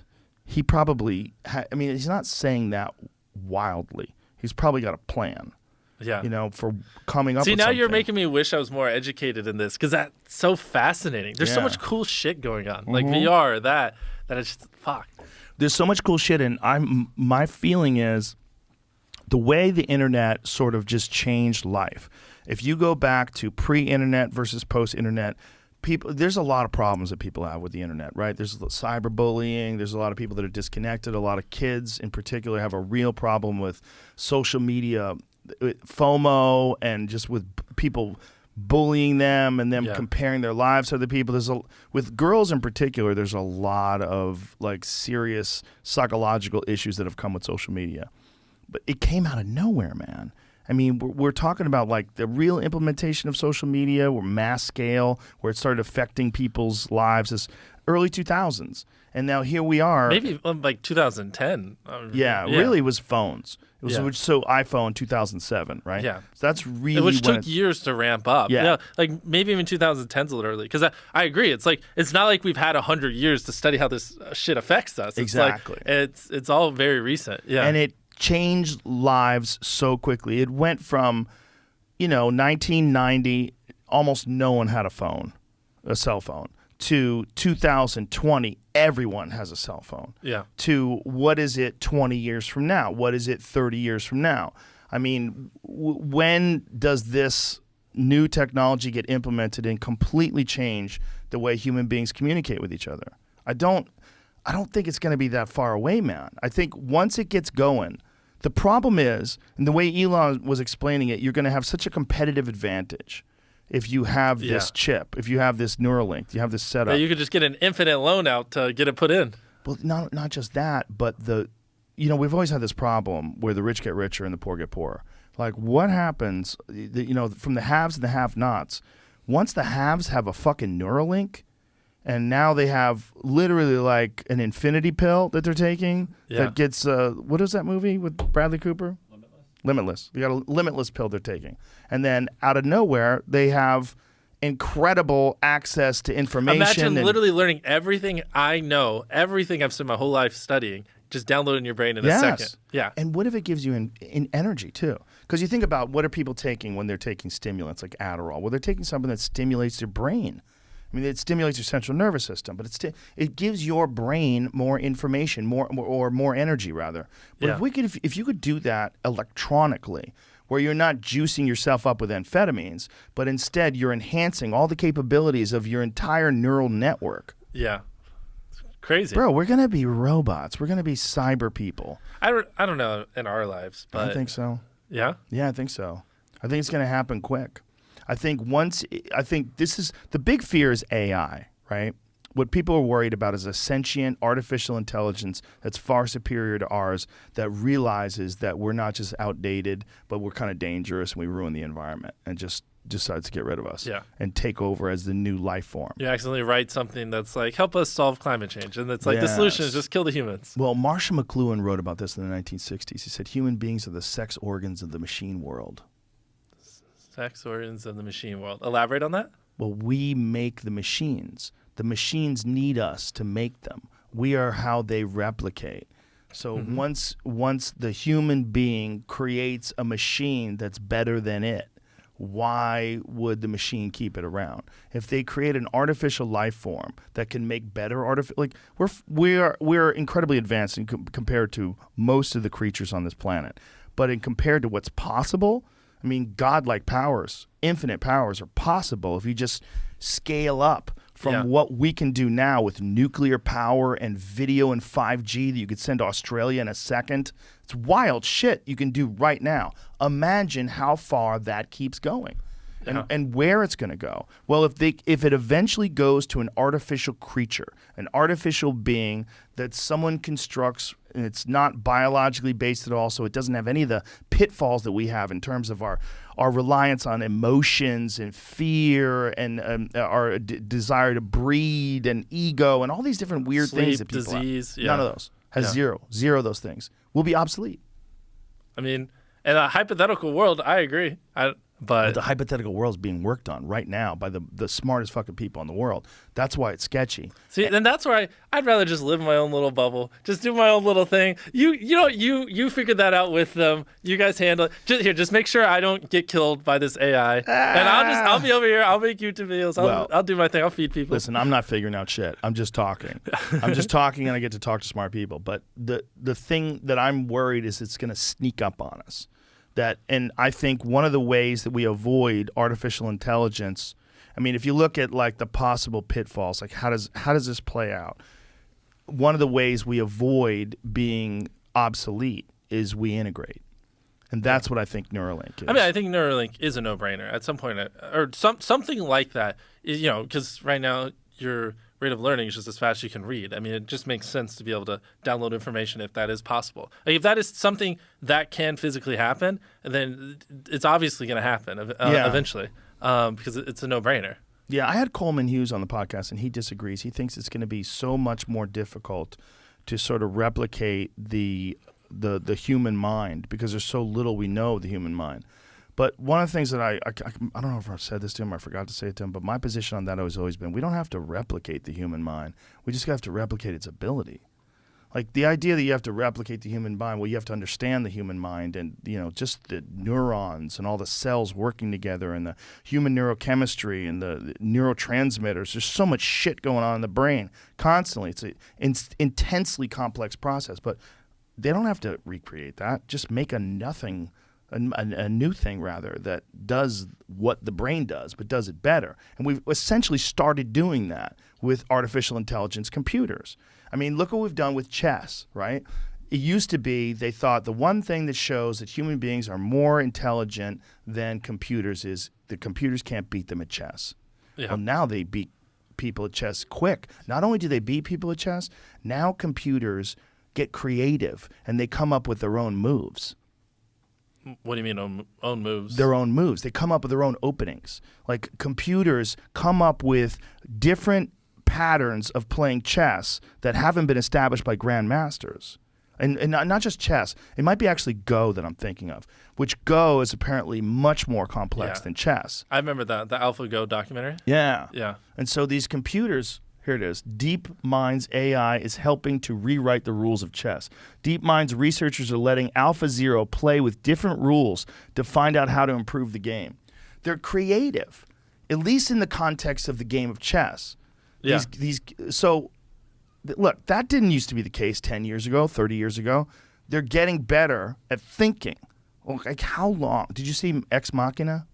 No. You didn't? No. How dare you? What even is that? You never saw that movie? Wait. Oh, my gosh. I purely grew up on YouTube. I haven't seen hardly any.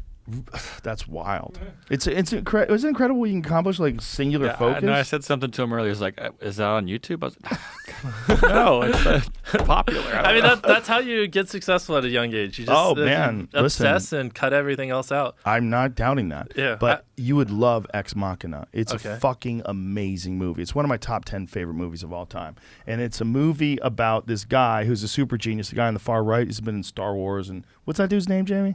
Oscar Isaac. Oscar Isaac. He's awesome. And he creates, and who's the girl?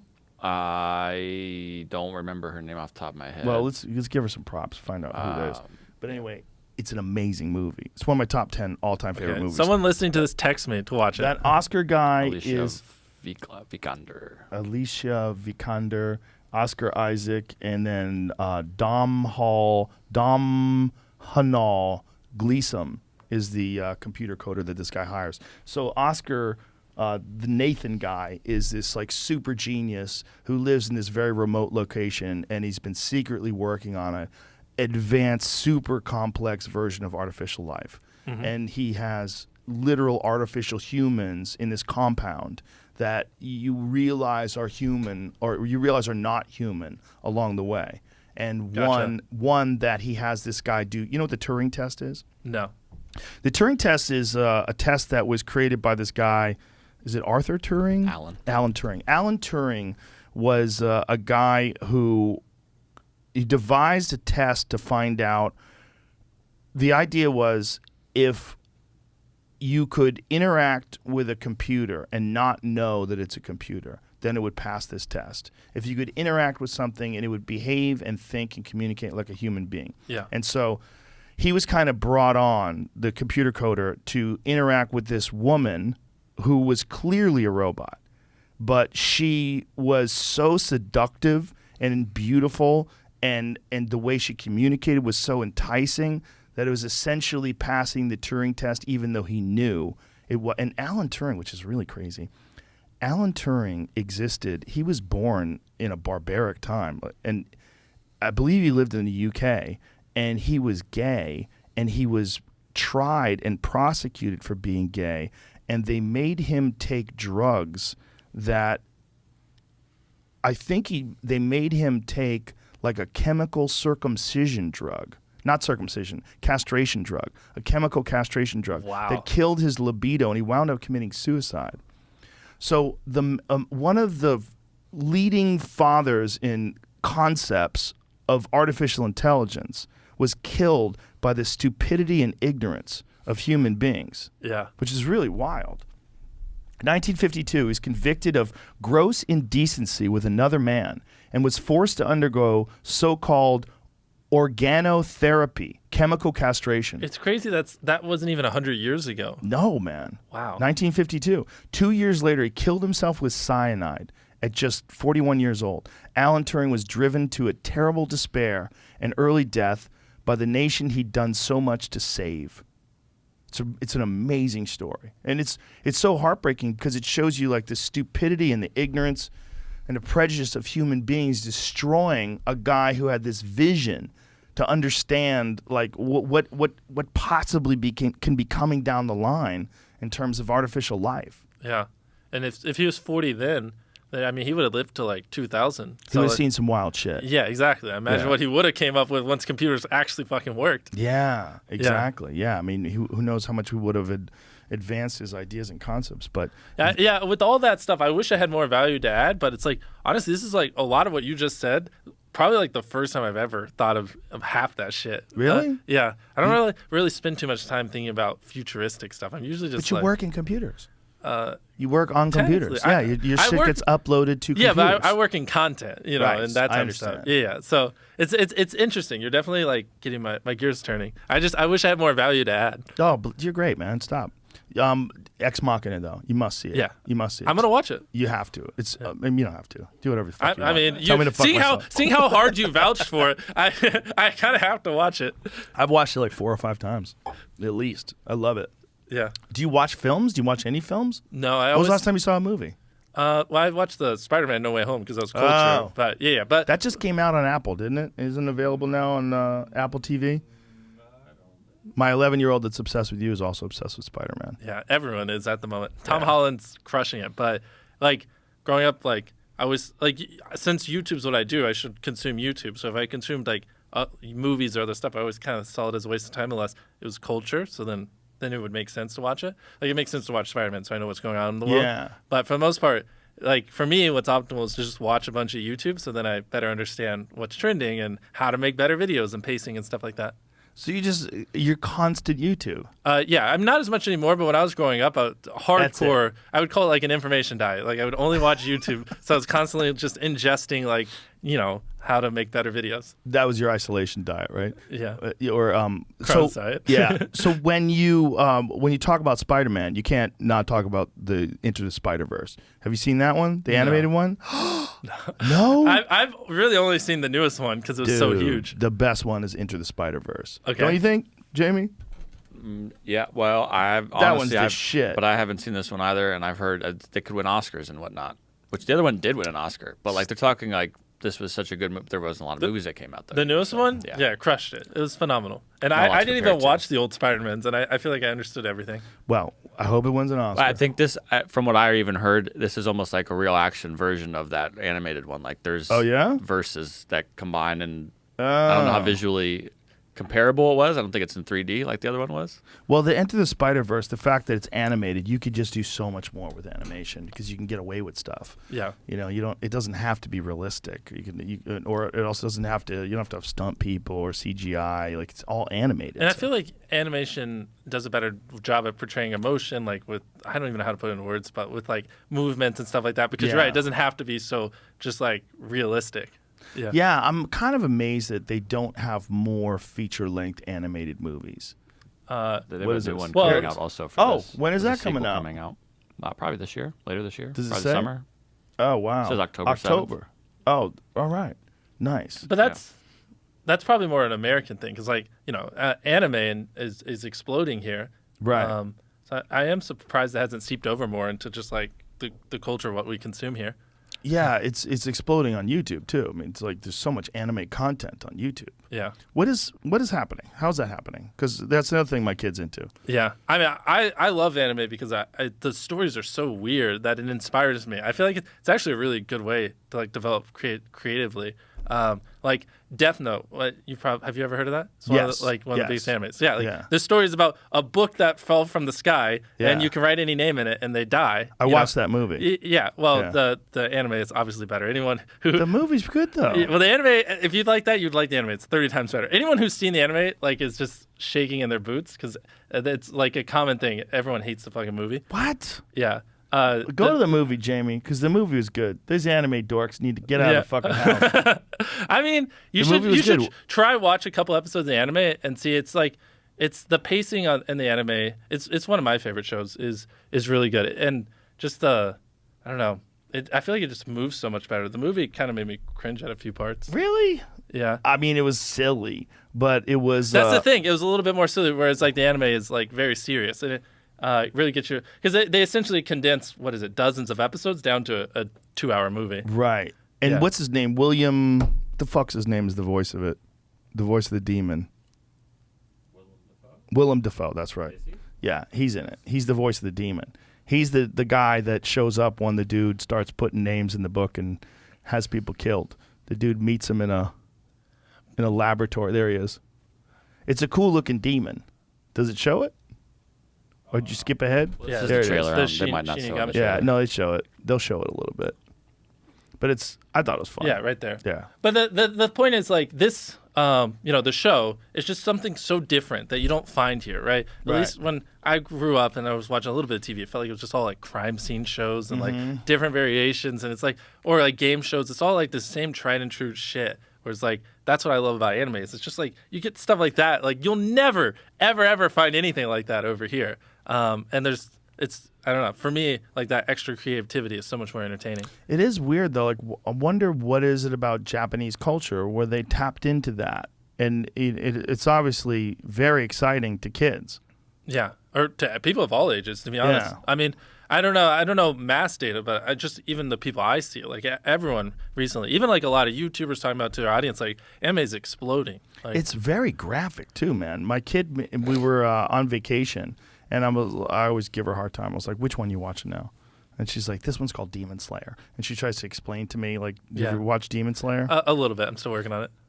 It's super graphic. Yeah. I watched it. I was like, Jesus. Like, they really kill people. Yeah. Like, it's a wild, bloody mess. I know. I mean, that's what I love about anime is that for a lot of them, they don't hold back. I prefer that. But I guess for you and your stance as a father, it's a little different. Well, I don't want to protect her from fake violence It's just it's weird to me that she likes it.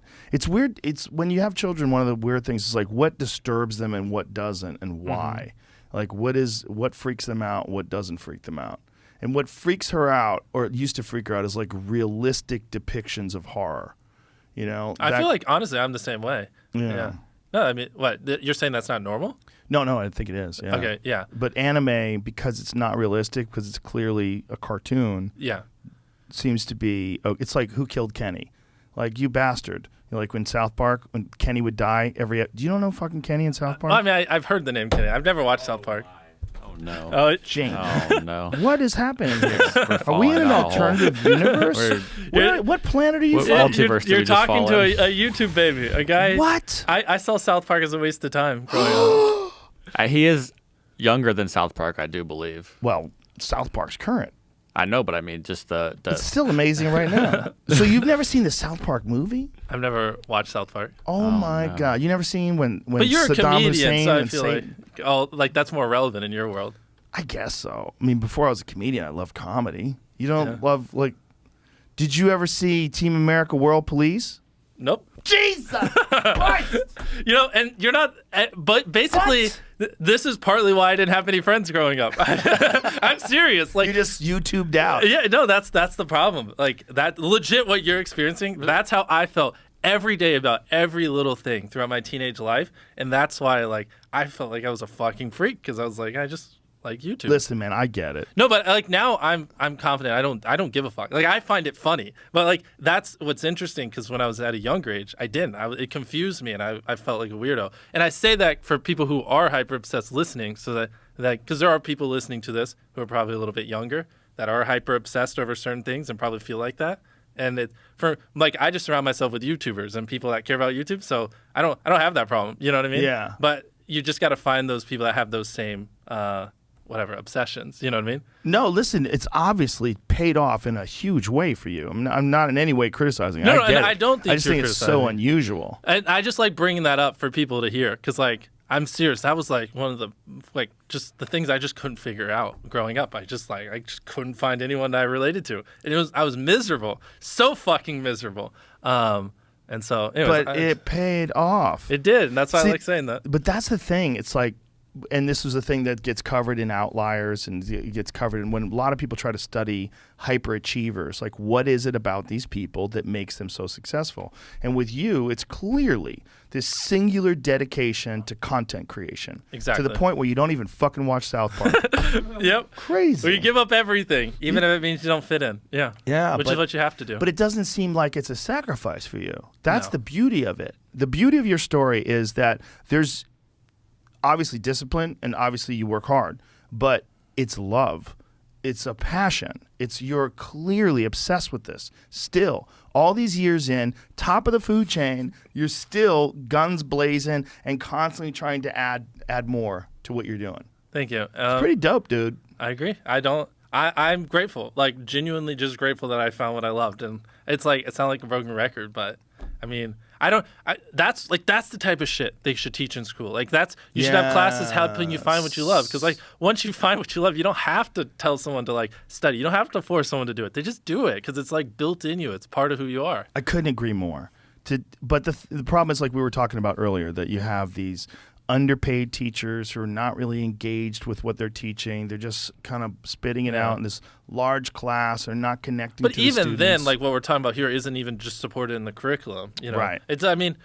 And I don't know. See, that's where I'd have to do research. I don't know if everyone's like us, and if they found what they loved, they'd go all in or figure it out. But I don't know. I just feel like that's something that's just in general in American culture, like just that, like helping people find their passion. Because I feel like that's just what holds so many people back. They're just doing shit they don't love. 100%. Yeah. But the question is, like, is there enough passion projects out there for everybody to do what you do or to do what I do? Well, the And thing just to is, chase what they enjoy. Because I did YouTube for no pay for years, and I did Right. it making hardly anything. And I did this podcast for no money for years. Yeah, and this even- podcast cost me money for like the first 5 or 6 years that I was doing it. Exactly. And so even if I was making minimum wage doing YouTube, I'd still be way happier than if I was making like 3 or 4 times minimum wage doing something else. Of you know? course, yeah. Yeah. And so you also kind of have to factor that in. Whereas if you do what you love, you don't not necessarily need as much. I think with a lot of people, the problem is external pressures. Like obviously your mom wanted you to go to college, Yep. and my parents didn't want me to do a lot of the things that I did.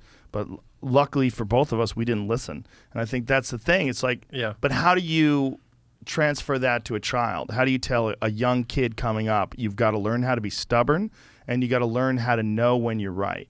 Yeah. And you got to learn how to chase down the things that actually excite you.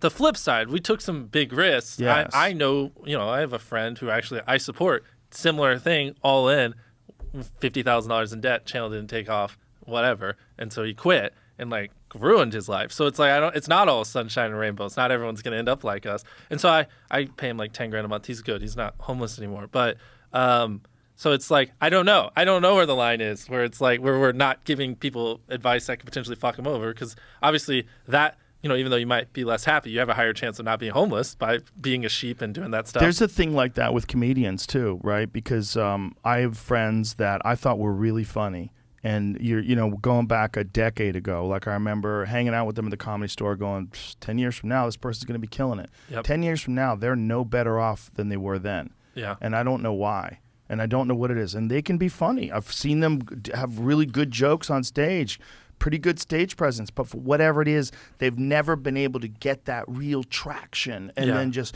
build on it with the most. Like one of the things that I see with you is you have massive momentum and all this inertia that's going towards like getting things done, and you keep building on it. You keep adding to the machine. Like exactly. Some people don't do that for whatever reason, and I don't know if that's a teachable thing. Well, I mean, there's more to it. It's like also like my first brand deal. Everyone in the world's like, oh, just set the money aside, put this in an IRA, do this thing. And I'm like, no, I'm just gonna go spend it on a video or whatever. Like people always want you to set aside money or de-risk things, and like it's like everything kind of like points to you doing what's opposite of what's optimal, even though what's optimal for growing a business is hella risky. So it's like, I don't know. But it's also, there's no real precedent. I mean, there is you now, but like in the world of this content creator on YouTube, it's not like there's like decades of history that people could study. Exactly. And that's one of the hardest things. Like if you're trying to become like a great basketball player, get a fucking mentor. There's plenty of people who have spent their lives, like, an NBA players or college players at a high level. Get a mentor. Anything you're doing, if there's someone who, if you can get a mentor, get it. It's like fucking cheat codes. It's like that guy that I took from $20,000 to $400,000 a month. Like that would take him like a decade on his own. And I was just like, here you go, just do this, once a week for 8 months. And that's the thing. Yeah, for what I did, no one has done it. And so there's never any point where I could have a mentor that could help me.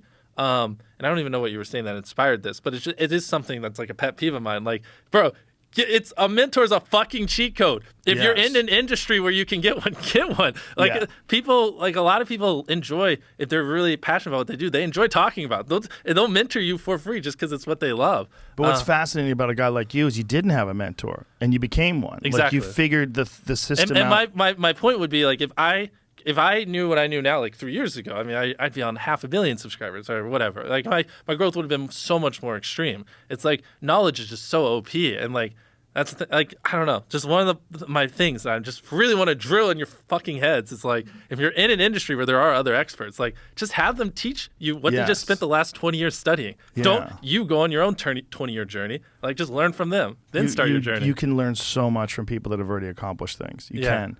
But at some point in time, you also have to learn how to be yourself. Agreed. Yeah, you leverage it. You filter out the stuff you want to keep or whatever. But it's like I don't know. There's nothing more valuable in life, in my opinion, at least entrepreneurial wise, than having someone like that. It's massive, and it's also creates a community because like clearly you've done an amazing service for these people that you helped, and they'll probably play it forward.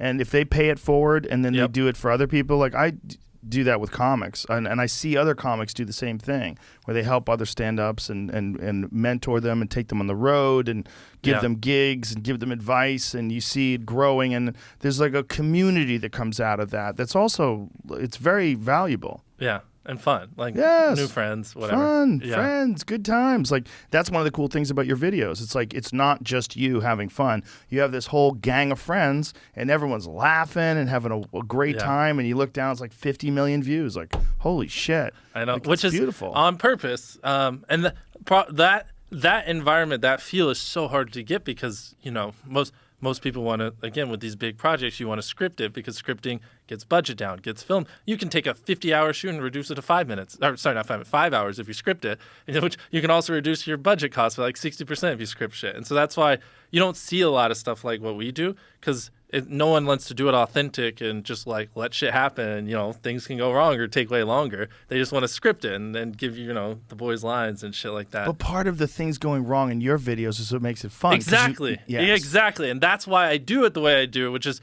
now it's more normal. But when I was growing, especially as I'm like bringing people from LA, like, hey, can you help me? Or other people try to help make this stuff happen. It's like so unorthodox. And like every person has an idea of how you could like make things more efficient. And there always points back to like some form of scripting. And it's like, no, fuck no, go away. Yeah, that's I mean, look, you've got a formula. And it's not even a formula. It's just authenticity. Exactly. You know? Like Chris, one of the guys in the videos, he was my first subscriber. He's been my friend. It's not like I went to LA and hired some actor. He just literally, he's been day one. And then the other guy, Carl, he was my editor that Chris literally just became friends with. And Chris was like, I don't want to film unless Carl's around. I was like, well, fuck. All right, Carl, you're part of the team. and Chandler, the other guy, was my janitor. And we had him in a video because someone like backed out or something. So we were like, fuck it, you're here, just go in. And then he said one line, like, it was a challenge where they couldn't leave a circle, or last leave circle wins 10 grand.